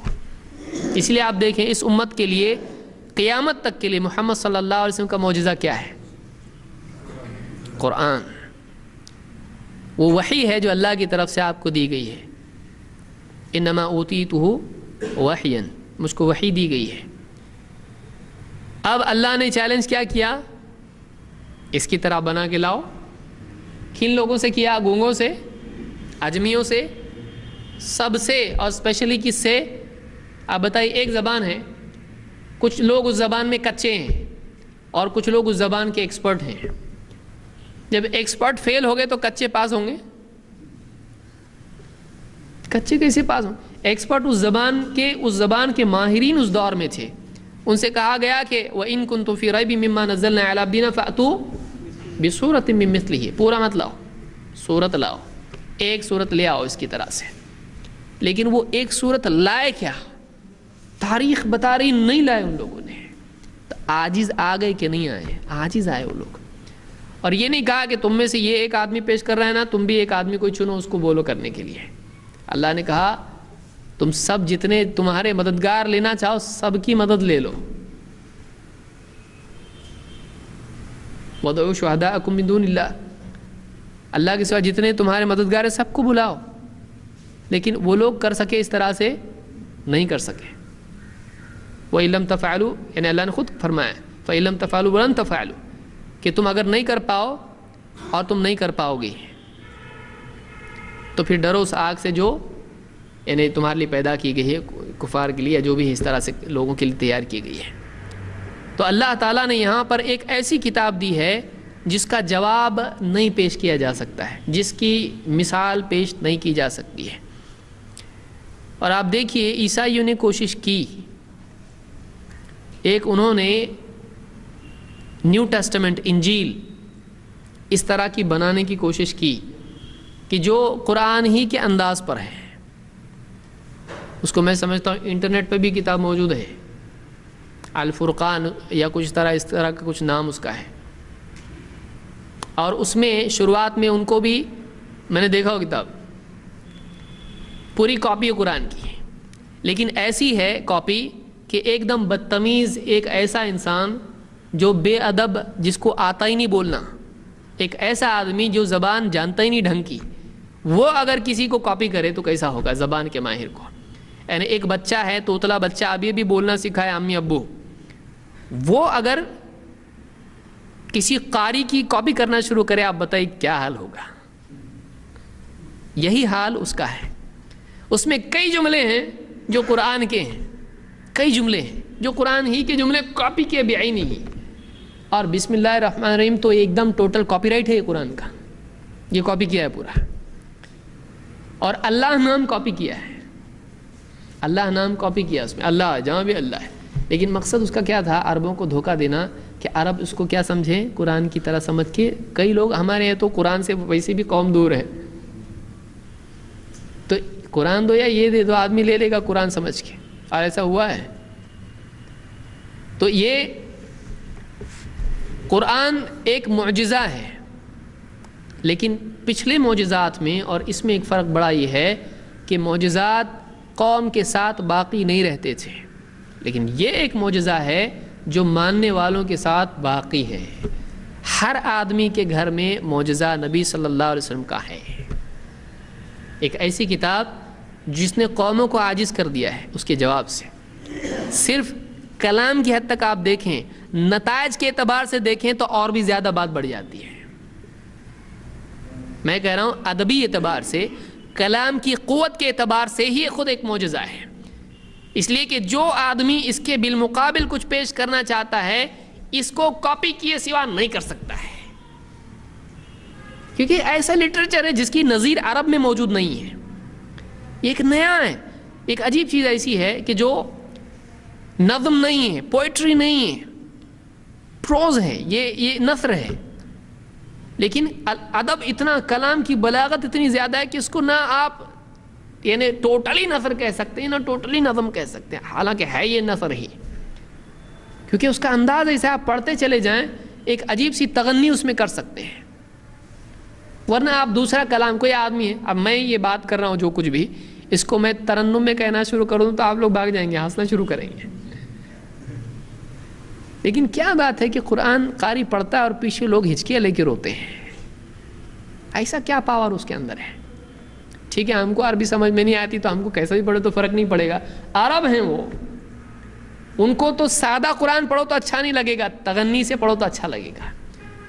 کیونکہ خصوصاً اللہ کے نبی صلی اللہ علیہ وسلم نے فرمایا لیس منا من لم یتغن بالقرآن، وہ ہم میں سے نہیں ہے جو قرآن کو تغنی سے نہ پڑھے، ترنم سے نہ پڑھے، طرز سے نہ پڑھے. آپ بتائیے کیا ہے وہ؟ یہ معجزہ ہے. تو انبیاء کو معجزات دیے جاتے تھے، اور اللہ کے نبی صلی اللہ علیہ وسلم کو جو معجزات دیا گیا، دوسرے معجزات بھی تھے آپ کے، کنکریوں کا ذکر کرنا اور اسی طرح سے پیڑ کا آپ کے لیے آ کے شہادت دینا، بہت ساری چیزیں ہیں. لیکن جو سب سے بڑا اور سب سے اصل معجزہ جو آپ کا تھا وہ کیا تھا اور ہے؟ قرآن کریم، جس سے آج افسوس کہ امت مسلمہ میں بہت سارے افراد دور ہیں، بلکہ پڑھے لکھے بھی کیا بولتے ہیں؟ ڈیپ میں جاؤ مت گمراہ ہو جاؤ گے، اور اس کے لیے 15 علوم چاہیے. آپ بتائیے قرآن سے دوری، یہ اس معجزے سے دوری ہے جو دوسری قوموں پر فکری اعتبار سے غالب آنے کے لیے ضروری ہے. یہ سب سے بڑا ہتھیار ہے مسلمانوں کا ہر دور کے لیے. اللہ نے خود کیا فرمایا؟ وجاہدہم بہ جہادا کبیرا، کفار سے لڑنے کے لیے سب سے بڑا جو ہتھیار ہے، سب سے بڑی جو جنگ ان سے ہوگی، جہاد کبیر جس کو کہا. کس کے ذریعے سے جہاد کبیر کرنا ہے؟ وجاہدہم بہ، اس قرآن کے ذریعے سے ان سے بڑا جہاد کرو. تو سب سے بڑا ویپن مسلمانوں کا ہے یہ، کیونکہ یہ دور فکری جنگ کا ہے، انٹلیکچول وارفیئر ہی ہے. کسی کو نظریاتی سطح پر ہرا دو، ہار گیا، پوری قوم پیچھے ہو گئی. یہ علمی جنگ کا دور ہے، اور اللہ نے ایک ایسی کتاب چھوڑی، ایسی کتاب دی انسانیت کو جو کہ واقعی علم ہے. اب عصا وغیرہ جو ہے سائنسی دور میں آج وہ چیز نہیں چلے گی. آج تحقیق کا دور ہے، آج حقائق کا دور ہے، آج فیکٹس کا دور ہے. اس دور میں یہ کتاب ہے جو آج سے 1400 سال پرانی ہے، لیکن یہ کتاب جو دوسری کتابیں اس کی طرح ہیں، جو مذہبی کتابیں مانی جاتی ہیں، وہ آؤٹ ڈیٹڈ ہو چکی ہیں، سائنٹیفکلی آؤٹ ڈیٹ ہو چکی ہیں، آؤٹ ڈیٹڈ ہیں وہ سب. اس کی تعلیمات جدید تحقیقات کے نتیجے میں ایک دم اندھ شردھا بن چکے ہیں، سپرسٹیشنز بن چکے ہیں، توہمات ثابت ہو چکے ہیں. لیکن یہ وہ ایک کتاب ہے جس کی تعلیمات توہمات نہیں، بلکہ اس سے پہلے لوگ اس کو توہمات کر کے ترک کرتے تھے، سپرسٹیشن کہہ کے چھوڑتے تھے. آج سائنسی تحقیق سے مزید یہ فیکٹ ثابت ہو چکے ہیں. کیسی کتاب ہے کہ نہیں؟ یہ معجزہ کہ ایک آدمی اس کا جواب نہ کسی سائنس، یہ ایسا کیوں قرآن میں؟ کیا بولوں میں؟ مطلب یہ تحقیقات پہلے تھی نہیں، یہ آج معلوم ہوا ہے. تو آپ کا اس بارے میں کیا کہنا ہے؟ کوئی جواب ہے اس کے بدلے میں؟ کیا جواب دوں میں اس کے بدلے میں؟ کیا ایکسپلینیشن ہے؟ کوئی ایکسپلینیشن نہیں، کچھ نہیں بول سکتا ہے آدمی. اور بڑے بڑے سائنسدان سے پوچھا گیا، ان کے پاس کوئی جواب نہیں ہے، سوائے اس کے کہ وہ کہتے ہیں ہم کو تو یہ لگتا کہ یہ اوپر سے آئیے پھر، کیونکہ انسانی ہیومن ایکسپلینیشن اس کے لیے پاسبل نہیں ہے. انسانی اعتبار سے اس کا جواب نہیں دیا جا سکتا ہے کہ کیا ایکسپلینیشن دے گا آدمی. کیسا کہ ایک انسان، اور وہ انسان کیسا انسان؟ کون سی یونیورسٹی میں پڑھے ہیں؟ سائنسداں تھے، امی ہیں. کون سی یونیورسٹی تھی اس علاقے میں؟ کیا تھا ان کے پاس؟ کھجور اور مینگنی اور دودھ. اور کیا تھا ان کے پاس؟ کچھ بھی نہیں. ان پڑھ لوگ. بعث فی الامیین، امیین میں ان پڑھ لوگ، یعنی میجورٹی ان پڑھ. ان میں اللہ نے رسول بھیجا جو خود بھی کیا ہے؟ امی. اور بھی مشکل جواب دینا. یہ کتاب ہے. تو معجزات نبیوں کو دیے جاتے تھے، اور محمد صلی اللہ علیہ وسلم کو بھی اللہ نے معجزہ دیا. پچھلے نبیوں کو، رسولوں کو معجزہ اور کتاب دی جاتی تھی. اللہ نے محمد صلی اللہ علیہ وسلم کو دونوں ایک کر دیا کہ یہ کتاب ہی معجزہ رہے گی، اور یہ کتاب بعد میں امتی کے ہر امتی کے پاس رہے گی. ہر امتی کے پاس وہ معجزہ رہے گا جو اس نبی کو دیا گیا تھا. محمد صلی اللہ علیہ وسلم کو سب سے بڑا معجزہ جو اللہ نے دیا وہ اس امت کو بھی دیا. اس سے زیادہ اس امت کا شرف کیا ہوگا؟ اور اس سے زیادہ بدقسمتی مسلمان کی کیا ہوگی کہ آج اس سے سب سے زیادہ دور ہے. یہ کتاب زندگی کے لیے تھی، اس کو مردوں کے لیے مسلمان نے کر دیا. نہیں مر رہا تو مار دو اس کو پڑھ کے سورہ یاسین، اور مر گیا تو قرآن خوانی کر کے پہنچاؤ ثواب اس کا. مرنے والے کے لیے اور مرے ہوئے کے لیے اس کو کر دیا. حالانکہ کتاب ایسی کتاب ہے جو مرے ہوئے کو زندہ کرتے ہیں. ایک آدمی کفر اور شرک میں پڑا ہوا ہے، مردہ ہے وہ، یہ کتاب پڑھ کے اس کے دل میں ایمان، اس کے اندر حیات پیدا ہوگی. وَكَذَلِكَ أَوْحَيْنَا إِلَيْكَ رُوحًا مِّنْ أَمْرِنَا، اس طرح سے ہم نے اے نبی اپنے حکم میں سے ایک روح آپ کی طرف بھیجیے. قرآن کو اللہ تعالیٰ نے روح کہا ہے. روح کیا کرتی ہے؟ مردہ میں آتی ہے روح تو کیا ہوتا؟ بے جان میں آتی ہے تو زندہ ہو جاتا ہے. یہ علم کی روح ہے. لما یحییکم اللہ نے کیوں کہا؟ استجیبوا للہ ولرسول اذا دعاکم لما یحییکم. تم کو جب پکارے اللہ اس کے رسول کی طرف سے پکار آئے تو تم ان کی طرف جاؤ، بات پر لبیک کہو، رسول کی طرف جاؤ تم مانو. کیوں؟ لما یحییکم، کیونکہ رسول کی تعلیمات میں حیات ہے. بہرحال یہ لمبا ہو جائے گا. تو یہ جو چیز ہے اللہ تعالیٰ نے رسولوں کو معجزات دی. اللہ فرماتا ہے فَإِن كَذَّبُوكَ فَقَدْ كُذِّبَ رُسُلٌ مِّن قَبْلِكَ. اے نبی اگر یہ لوگ آپ کو جھٹلاتے ہیں تو یہ آپ یاد رکھو کہ آپ سے پہلے بھی جو رسول گزرے ہیں ان کو بھی جھٹلایا گیا. آپ سے پہلے بھی رسولوں کو جھٹلایا گیا. جاءوا بالبینات والزبر والکتاب المنیر. رسول آئے تو کیسے آئے؟ جاءوا بالبینات، دلیلیں لے کر آئے. بینات سے مراد قولی دلیل بھی ہو سکتا ہے، معجزہ بھی ہو سکتا ہے. بینات کس کو کہیں گے؟ جو واضح کر دے حق کو، جو حق کو واضح کر دے. والزبر، اور کتابچے لے کر آئے، چھوٹی چھوٹی کتابیں لے کر آئے. والکتاب المنیر، اور ایک نور دینے والی کتاب لے کر آئے. بعض علماء نے سے کہا اس سے مراد تورات ہے. تو چھوٹی چھوٹی کتابیں بھی دی گئیں، جیسے صحف ابراہیم اور موسیٰ، اللہ نے کہا ابراہیم علیہ السلام کو بھی صحیفے دیے گئے.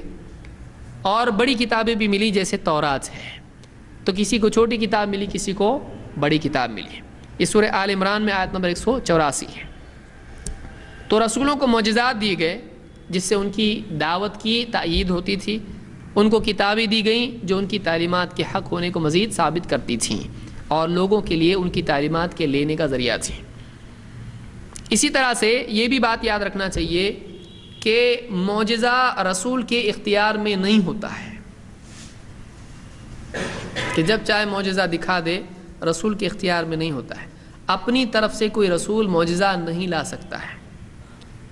اللہ تعالیٰ نے فرمایا وَمَا كَانَ لِرَسُولٍ أَن يَأْتِيَ بِآيَةٍ إِلَّا بِإِذْنِ اللَّهِ وَمَا كَانَ لِرَسُولٍ أَن يَأْتِيَ بِآيَةٍ إِلَّا بِإِذْنِ اللَّهِ کہ کسی رسول کے بس میں یہ نہیں ہے کہ وہ کوئی نشانی لے آئے.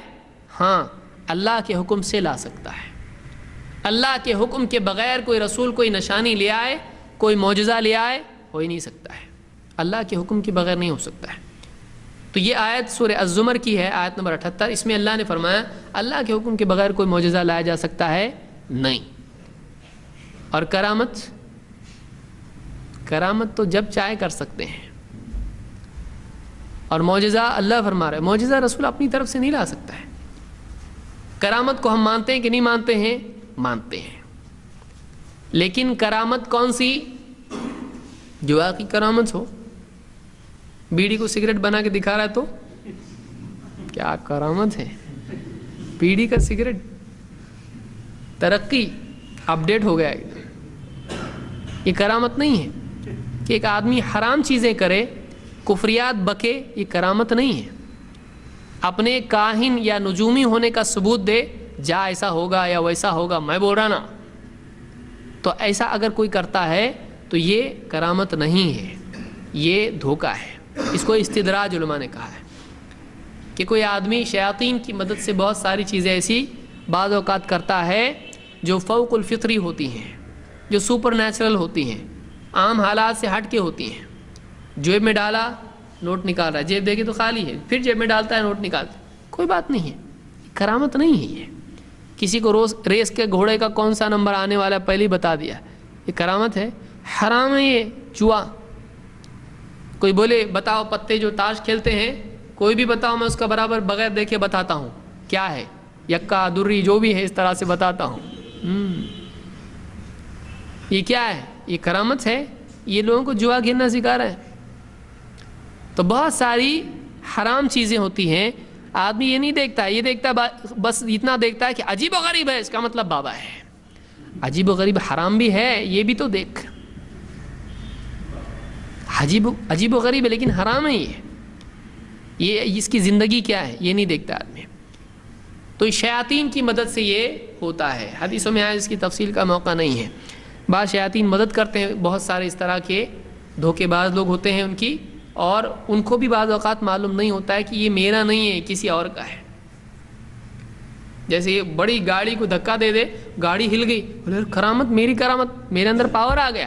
اس کو کیا معلوم ہے؟ اس کو جنات تھوڑی دکھ رہے ڈھکیل رہے. وہ اس کو لگ رہا میں ٹچ کیا تو جا رہے ہو، میں ایسا کیا تو وہ آ رہا ہے.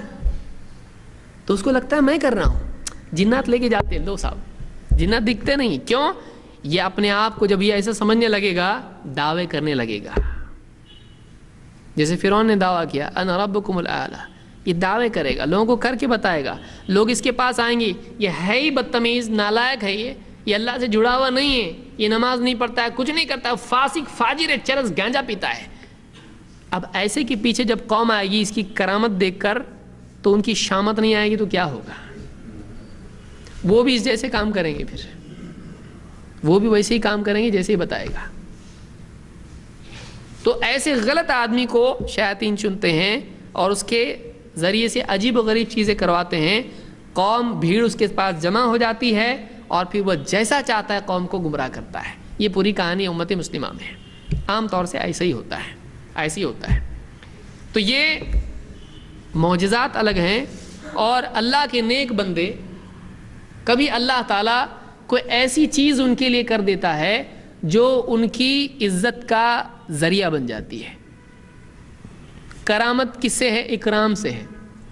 کرامت کیا ہوتی ہے؟ اللہ کی طرف سے مدد ایسی کہ کسی بندے کا قابل اکرام ہونا ثابت ہو.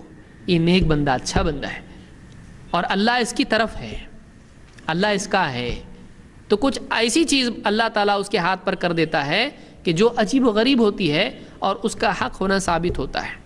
لیکن اس کی زندگی بھی ویسی ہونا چاہیے. یہ نہیں کہ آدمی فسق و فجور میں پڑا ہوا ہو، کفریات اور شرکیات میں پڑا ہوا ہو اور عجیب و غریب چیز کر کے لوگوں کو اپنی طرف کھینچ لے. یہ کرامت نہیں ہے، یہ استدراج ہے، یہ جادو ہے.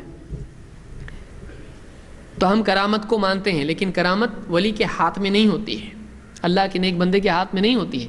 اللہ جب چاہتا ہے اس کو ظاہر کرتا ہے اور بعض اوقات اس کو خود کو بھی معلوم نہیں ہوتا کیا ہوا. رسولوں کا کردار خود رسولوں کے حق ہونے کی دلیل تھی، کیونکہ رسول حق بول رہے ہیں، یہ جھوٹ نہیں بول رہے ہیں. ان کا اپنا کردار وہ خود ایک دلیل تھی. اللہ تعالیٰ نے قرآن کریم میں کہا قل، اے نبی آپ کہیے، لو شاء اللہ ما تلوتہ علیکم ولا ادراکم بہ.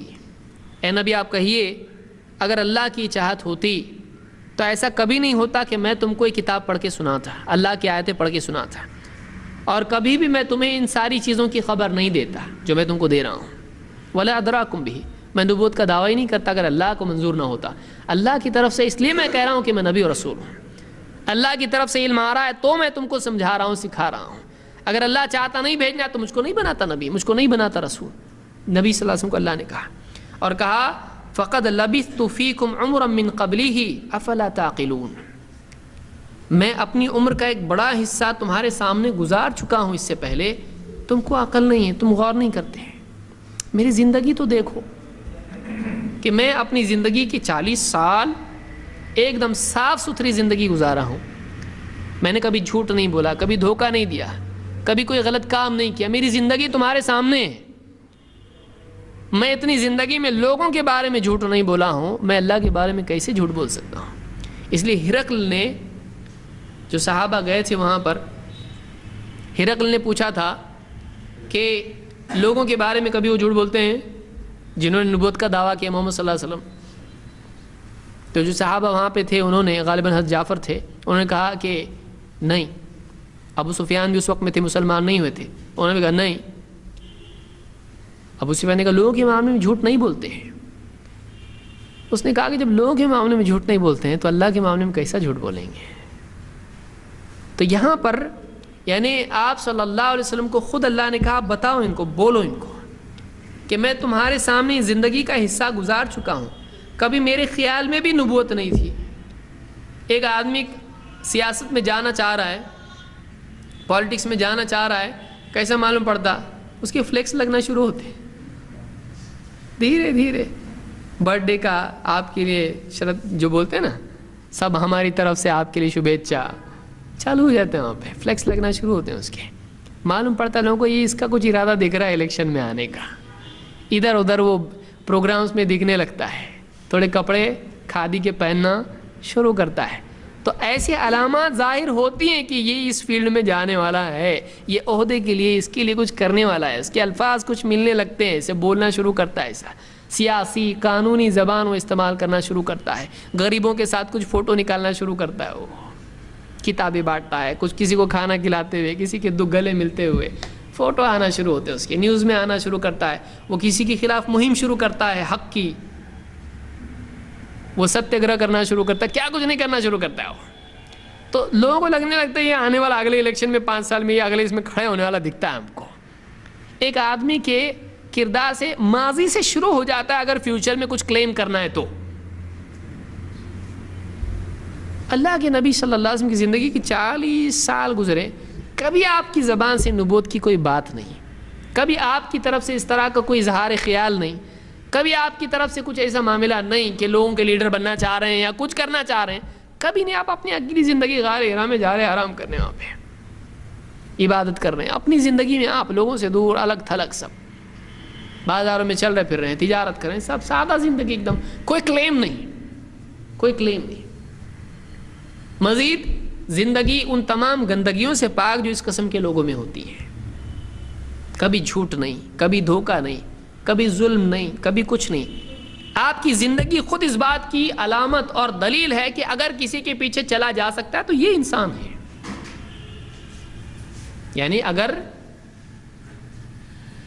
آپ کچھ کہہ دیں تو کوئی نبی مانے نہ مانے، واقعی انسان اس لائق ہے کہ اتنا تجربہ کار، اتنا سمجھدار، حکمت والا انسان اور اتنا بااخلاق، سچ بولنے والا، دھوکہ نہیں دینے والا، اگر کچھ بول رہا ہے یہ اچھا ہے تو اچھا ہی ہوگا. آدمی دنیا اعتبار سے ہی بولتا ہے نا، نہیں آدمی بالکل صحیح، اگر وہ بول رہا تو صحیح نہیں رہا. تو جو نبی نہیں بھی مانتا ہے اس کے لیے بھی اگر قابل اقتداء اور قابل اتباع کو انسان تو یہ ہے. آپ نے فرمایا میں تمہارے بیچ میں ایک عمر کا حصہ گزار چکا ہوں، کبھی سنے مجھ سے اس طرح کی باتیں، اور میری زندگی دیکھو تم. اور یہ آپ اپنے طور پر نہیں کریں، اللہ کہہ رہا کہو ان کو، یعنی تم ان کی زندگی دیکھو. یہ جھوٹ بول سکتے ہیں، دھوکہ دے سکتے ہیں، اللہ کی طرف سے ہے، جھوٹ بول سکتے ہیں. کبھی جھوٹ بولا نہیں انہوں نے زندگی میں، تم کیوں نہیں ان کی بات مانتے ہیں؟ ایسا آدمی کہ جو کھڑا ہو کر صفا کی پہاڑی پر کہے، اور آپ نے کہا جب نبی آپ کو بنایا گیا اور اعلان کے لیے کہا گیا، آپ کھڑے ہوئے صفا کی پہاڑی پر، اور وہ زمانے کا سٹیج تھا، مکہ کا سٹیج تھا وہ. آپ نے لوگوں سے کہا کہ اگر میں کہوں کہ پیچھے ایک لشکر ہے جو حملے کے لیے ابھی تیار ہے ہمارے اوپر، اگر میں کہوں تو تم کیا کہو گے؟ سب نے ایک آواز میں کہا، سب کی طرف سے بلا اختلاف یہی بات تھی کہ بالکل ہم اس کو تسلیم کریں گے، ہم کو آپ سے کبھی جھوٹ کا ایکسپیرینس ہی نہیں ہے، آپ نے کبھی جھوٹ بولا ہی نہیں زندگی میں، آپ بولو گے تو ہم مانیں گے کہ آپ سچے ہیں. تو آپ کی زندگی خود آپ کی سچائی کی دلیل تھی. لیکن لوگوں نے آپ کو برا نہیں کہا، آپ کی دعوت کو برا کہا. آپ کے دشمن آپ کی شخصیت کی وجہ سے نہیں ہوئے، ہوتے تو پہلے ہو جاتے. آپ کی شخصیت کے دشمن آپ کی دعوت کی وجہ سے ہوئے. تو اللہ نے کہا ان کی زندگی دیکھو، اتنی زندگی تمہارے بیچ گزار چکے ہیں، کیا ایسا آدمی تم کو جھوٹ بول کے دھوکہ دے سکتا ہے؟ ایسا آدمی پہلے سے کچھ اس کے یہاں پر کچھ اس کا پلاننگ تھا، ایسا لگتا ہے تم کو؟ फ़क़द लबिथ्तु फ़ीकुम उम्रन मिन क़ब्लिही अफ़ला ताक़िलून। तो सोचते क्यों नहीं इस बारे में, एक उम्र का हिस्सा गुजार चुका। नबी सल्लल्लाहु अलैहि वसल्लम की ज़िंदगी खुद आपकी नबूवत की दलील है, एक बहुत बड़ी दलील है। आप सल्लल्लाहु अलैहि वसल्लम खुद नबी होने की दलील है। हम ये कहते हैं अल्लाह के नबी मुहम्मद अरबी सल्लल्लाहु अलैहि वसल्लम अल्लाह के रसूल थे, आप खुद आपकी रिसालत की दलील है, आपका किरदार खुद एक दलील है। इसलिए अल्लाह ने आपकी नबूवत की और हक्कानियत की दलील आपके अखलाक को बनाया है। अल्लाह ने क्या फरमाया, कभी इंशाल्लाह इसकी तफसीर हम देखेंगे, अभी इख्तिसारन कह रहा हूँ। अल्लाह ने फरमाया नून वल क़लमी वमा यस्तुरून, नून कसम है कलम की और उस चीज़ की जिसको लोग लिख रहे हैं। मा अंत बिनिअमत रब्बिका बिमजनून, ए नबी आपके रब की नेमत से आप मजनून नहीं हो। लोग आपको पागल कहते हैं, मजनून कहते हैं, आप पर तो आपके रब की नेमत है, ऐसा थोड़ी कि आप मजनून नहीं हो। व इन्ना लका लअजरन गैर ममनून, और बल्कि आपके लिए तो एक न ख़त्म होने वाला अजर है, बहुत आला तरीन अजर आपके लिए है, आपकी दावत की बुनियाद पर, आपकी इबादत की बुनियाद पर। व इन्नका लअला खुलुक़िन अज़ीम, और आपका हाल तो ये है कि आप अज़ीम शान अखलाक पर फायज़ हो, आप अखलाक की अज़मत पर कायम हो, आपके अखलाक बड़े अज़ीम हैं। फ़सतुबसिरु व युबसिरून, अन करीब आप भी देखोगे और वो भी देखेंगे, यानी आप भी देखोगे और आपका इनकार करने वाले भी देखेंगे। बिअय्यिकुमुल मफ़तून, दोनों में से कौन फितने में पड़ा हुआ है, जुनून में पड़ा है। पागल कौन है तो टाइम दिखाएगा, अल्लाह ने कहा इस तरह से। ठीक है, पागल बोलते हैं, ठीक है, आज बोल रहे हैं, नताज बताएंगे कि पागल कौन था, किसने मानना चाहिए था, और कौन हक पर था, कौन बातिल पर था, नताज बताएंगे। इतनी जामिया आयत है, इसको इंशाल्लाह तफसील से किसी और दिन हम देखेंगे। यहाँ पर अल्लाह ताला ने नबी करीम सल्लल्लाहु अलैहि वसल्लम की नबूवत के दलाइल में से कहा व इन्नका लअला खुलुक़िन अज़ीम, ए नबी आप अज़ीम तरीन अखलाक पर हो। आपको लोग मजनून कहते हैं, मजनून डिसिप्लिन होता है।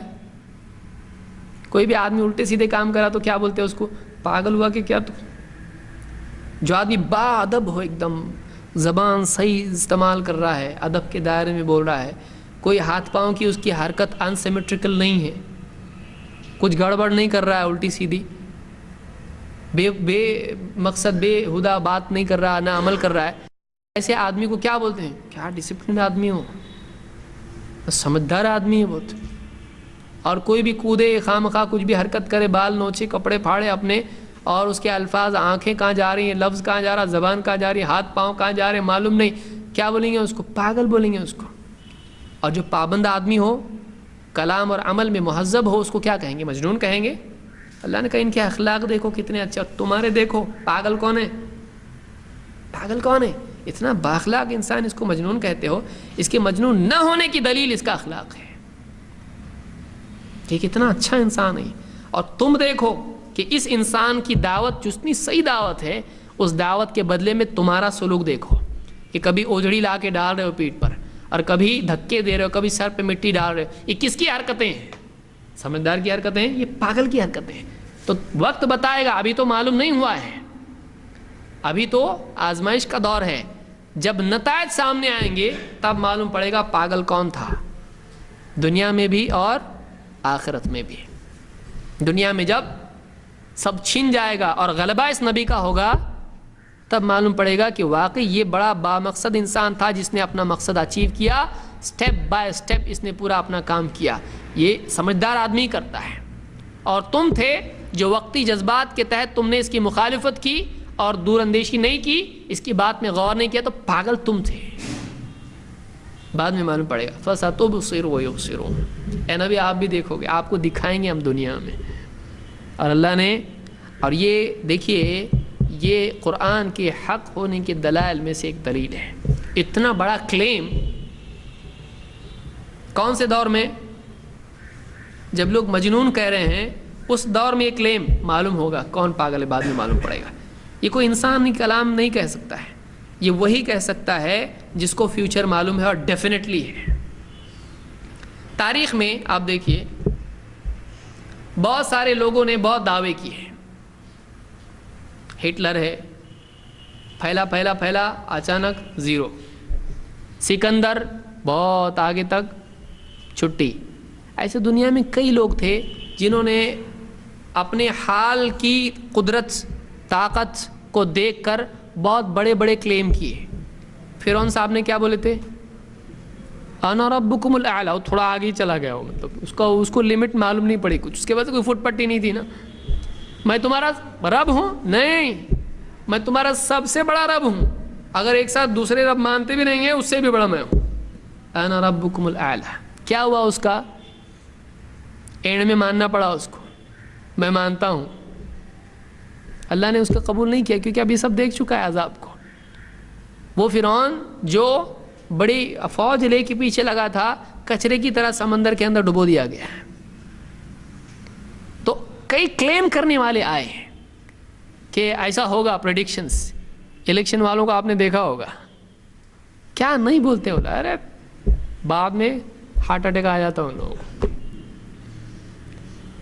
تو کتنے لوگ ہیں جو سیاسی اعتبار سے، سائنسی اعتبار سے یا سماجی اعتبار سے، دینی اعتبار سے بڑے بڑے کلیم کرنے والے دنیا میں آئے. لیکن آپ دیکھیے وہ بھی کلیم انہوں نے کون سے دور میں کیے تھے؟ جب گاڑی چلتی ہوئی دکھائی دی تھی ان کو کہ اپنی تو گاڑی چل رہی ہے، بہت چلے گی اسپیڈ میں. فیل ہو گئے ہو. لیکن نبی کریم صلی اللہ علیہ وسلم کو آپ دیکھیں کہ آپ نے اس دور میں کلیم کیا جس میں کوئی صورت دکھتی نہیں تھی، جس میں مخالفت تو خوب زور پکڑ چکی تھی. ایسا لگتا تھا کہ یہ لوگ مٹا دیں گے. کوئی قبول نہیں کرتا تھا، ہر طرف سے مٹانے والی طاقتیں تھیں. اس میں کیا کہا گیا؟ فَسَتُبْصِرُ وَيُبْصِرُونَ. اے نبی آپ بھی دیکھو گے.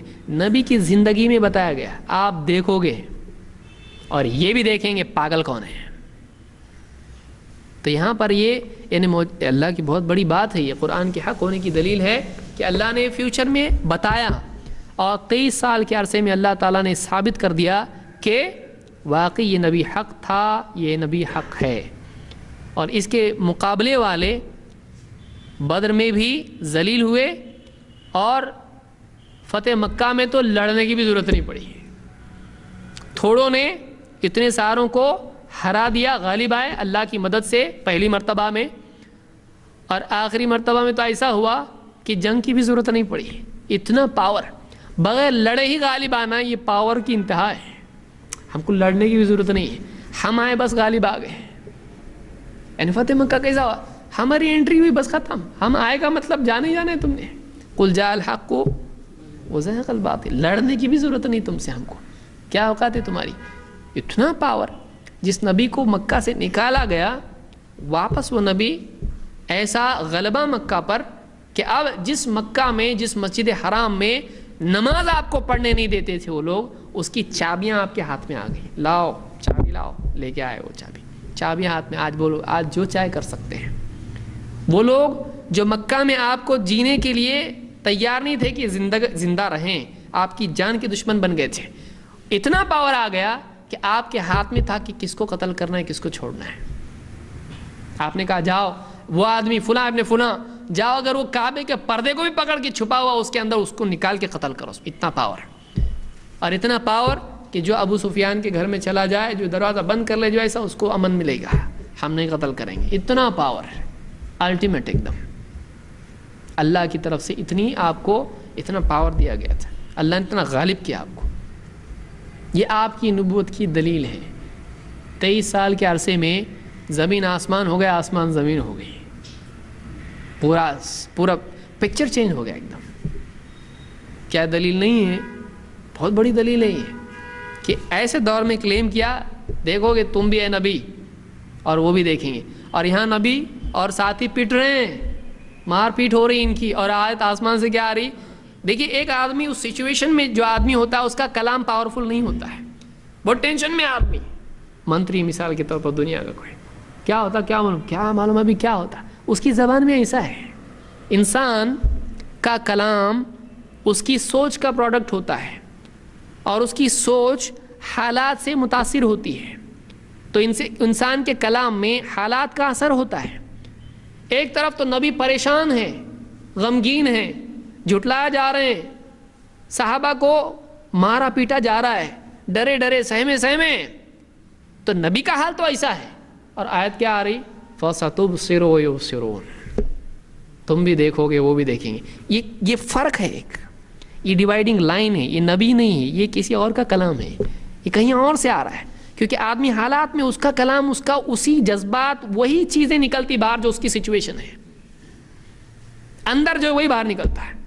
ایک آدمی بہت ٹینشن میں اور پھر بیٹھ کے بول رہا ہم ایسے ہوں گے، بولتا کہ آدمی نہیں بولتا ایسا، وہ پریشان اس حال میں ہوتا ہے. لیکن کلام الگ ہے، نبی الگ ہے. یہ اس بات کی دلیل ہے کہ کلام نبی کا نہیں ہے، یہ کسی اور کا کلام ہے. بعض لوگوں نے کیا کیا، اس کو ہسٹیریا بتایا. کیا آدمی کے بدن میں کچھ آ جاتا ہے، سائیکولوجیکل پرابلم ہوتا ہے، تو پھر اس میں عجیب و غریب باتیں کرنا شروع کرتا ہے. یہ ہسٹیریا نہیں ہے، یہ فیوچر پریڈکشنز ہیں. اور جو آدمی اس طرح کا مریض ہوتا ہے، نعوذ باللہ، آدمی کی دیکھی جہالت کہاں تک آدمی چلا جاتا ہے، انکار کرنے جاتا ہے. تو ایک آدمی پورا غالب آ رہا ہے 23 سال کے عرصے میں، اور اتنا سسٹمیٹک پورا سسٹم کے ساتھ میں پورا غلبہ ہو رہا ہے، ایک پورا سماج قائم کر رہا ہے، ایک پورا یعنی تعلیمات کا ایک سیٹ آف رولز ہے، زندگی کے گزارنے کے طریقے ہیں. ہسٹیریا اس کو بول سکتے ہیں کہ ان کو ایسا کچھ ہو جاتا تھا تو کچھ بھی بولنا شروع کرتے تھے. ایسا ہی ہے. اس طرح کا کوئی آدمی سمجھدار لا کے بٹھاؤ تمہارا اور اس کو بولنے لگا ایسا، پڑھے لکھے کو لاؤ، کر سکتا ہے، اور اس کو ہسٹیریا بولیں گے.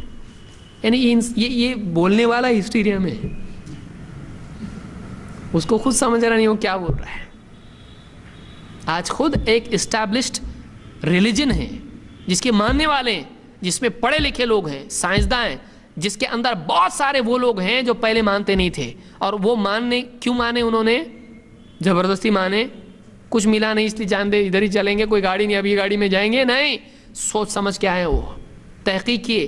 ان کی ابتدا انکار سے تھی، انہوں نے غلط ثابت کرنے کی کوشش کی، پھر حق ثابت ہوا. یہ ان کی مرضی کے خلاف گیا یہ دین، پوری طاقت لگا اس کو غلط ثابت کرنے کے لیے، لیکن یہ نہیں جیت سکے. اپنی صلاحیتیں انہوں نے لگا دی اسلام کو غلط ثابت کرنے پر، لیکن اسلام نے ان کو سر پہ ہاتھ رکھ کے بٹھا دیا، بیٹھ جاؤ تم لوگ، تمہاری اوقات نہیں اتنی کہ تم مجھ کو غلط ثابت کر سکو. ان کی پوری طاقت صلاحیت سب برباد ہو گئی، لیکن اسلام غلط ثابت نہیں ہوا. مجبوراً گھٹنے ٹیکنے پڑے، بابا یہ صحیح ہے، ہم لوگ غلط تھے. کتنے لوگ ہیں ایسے، کتنے لوگ ہیں عیسائی تھے، اسلام کی اشاعت کے خلاف اشاعت کے لیے انہوں نے قرآن کو پڑھنا شروع کیا، کیا کچھ نہیں کیا، مسلمان ہو گئے. کتنے لوگ تھے پروفیسر تھے، انہوں نے بس اسلام کو، ایک دوسری کتاب کوئی ہے، ناول پڑھتا ہوں تو قرآن بھی پڑھ لوں گا، اس طرح سے شروع کر دیا معلومات کے لیے، مسلمان ہو گئے. کتنے سائنسداں تھے، سائنس کی فیلڈ میں تھے، انہوں نے قرآن کو دیکھا، ان کے پاس اس کے سوا کوئی چارہ نہیں رہا کہ وہ کہیں نہیں واقعی یہ اوپر کی چیزیں نیچے کی نہیں ہے، یہ اوپر سے آنے والا کلام ہے، انسانی کلام نہیں ہو سکتا اس طرح سے. کتنے لوگ تھے جنہوں نے قرآن کو صرف سنا، سمجھا بھی نہیں تھا ان کو، اس کے پڑھنے کی طاقت اتنی پاورفل تھی کہ ان کو دل میں اتر گیا، ان کو لگا یہ کیسا کلام ہے، یہ میں نے اتنا اچھا سنا نہیں. اس نے میوزک چھوڑ دیا، جس کا اوڑھنا بچھونا میوزک تھا، اس نے میوزک چھوڑ دیا قرآن کو سن کے، اس کو اتنا اچھا لگا. کیا یہ؟ اور ہم لوگ کہاں ہیں آج؟ اللہ ہم کو سمجھ عطا فرمائے. اس لیے کہ جو چیز آدمی جس چیز کی قدر نہیں کرتا ہے وہ اس سے چھن جاتی ہے، کیونکہ نعمت کے لائق انسان، یہ بہت بڑی نعمت ہے، اپنے کو اس کے لائق بنانا ہمارے لیے زندگی کے لیے بہت ضروری ہے. کہ ایک آدمی اگر اس نعمت کی قدر نہ کرے، آدمی اپنے آپ کو اس سے محرومی کا سبب، یعنی محروم ہو سکتا ہے آدمی اس کی وجہ سے. تو ایک آدمی کے لیے چاہیے کہ وہ قرآن کی، دین کی، اسلام کی قدر کرے، محمد صلی اللہ علیہ وسلم کی تعظیم کرے، واقعی آپ کا جو مقام ہے اس کو پہچانے. یہ اللہ کے نبی اور رسولوں کے بارے میں ہے، اور یہ باتیں تھیں کچھ اس سلسلے میں، اور بھی باتیں ہیں، میں انشاءاللہ کسی اور درس میں اس کو تفصیل سے ذکر کروں گا. یہ بہت اہم موضوع ہے، اس لیے کہ رسولوں کے بارے میں اس میں ضمناً آپ دیکھیں بہت ساری چیزیں ہیں، ایک ایک بات کے ضمن میں کئی باتیں سامنے آتی ہیں. انشاءاللہ مزید یہ سلسلہ ہم جاری رکھیں گے، کسی اور درس میں اس کو ہم مکمل کریں گے. سبحان اللہ بحمدہ، سبحانک اللہم وبحمدک، اشہد ان لا الہ الا انت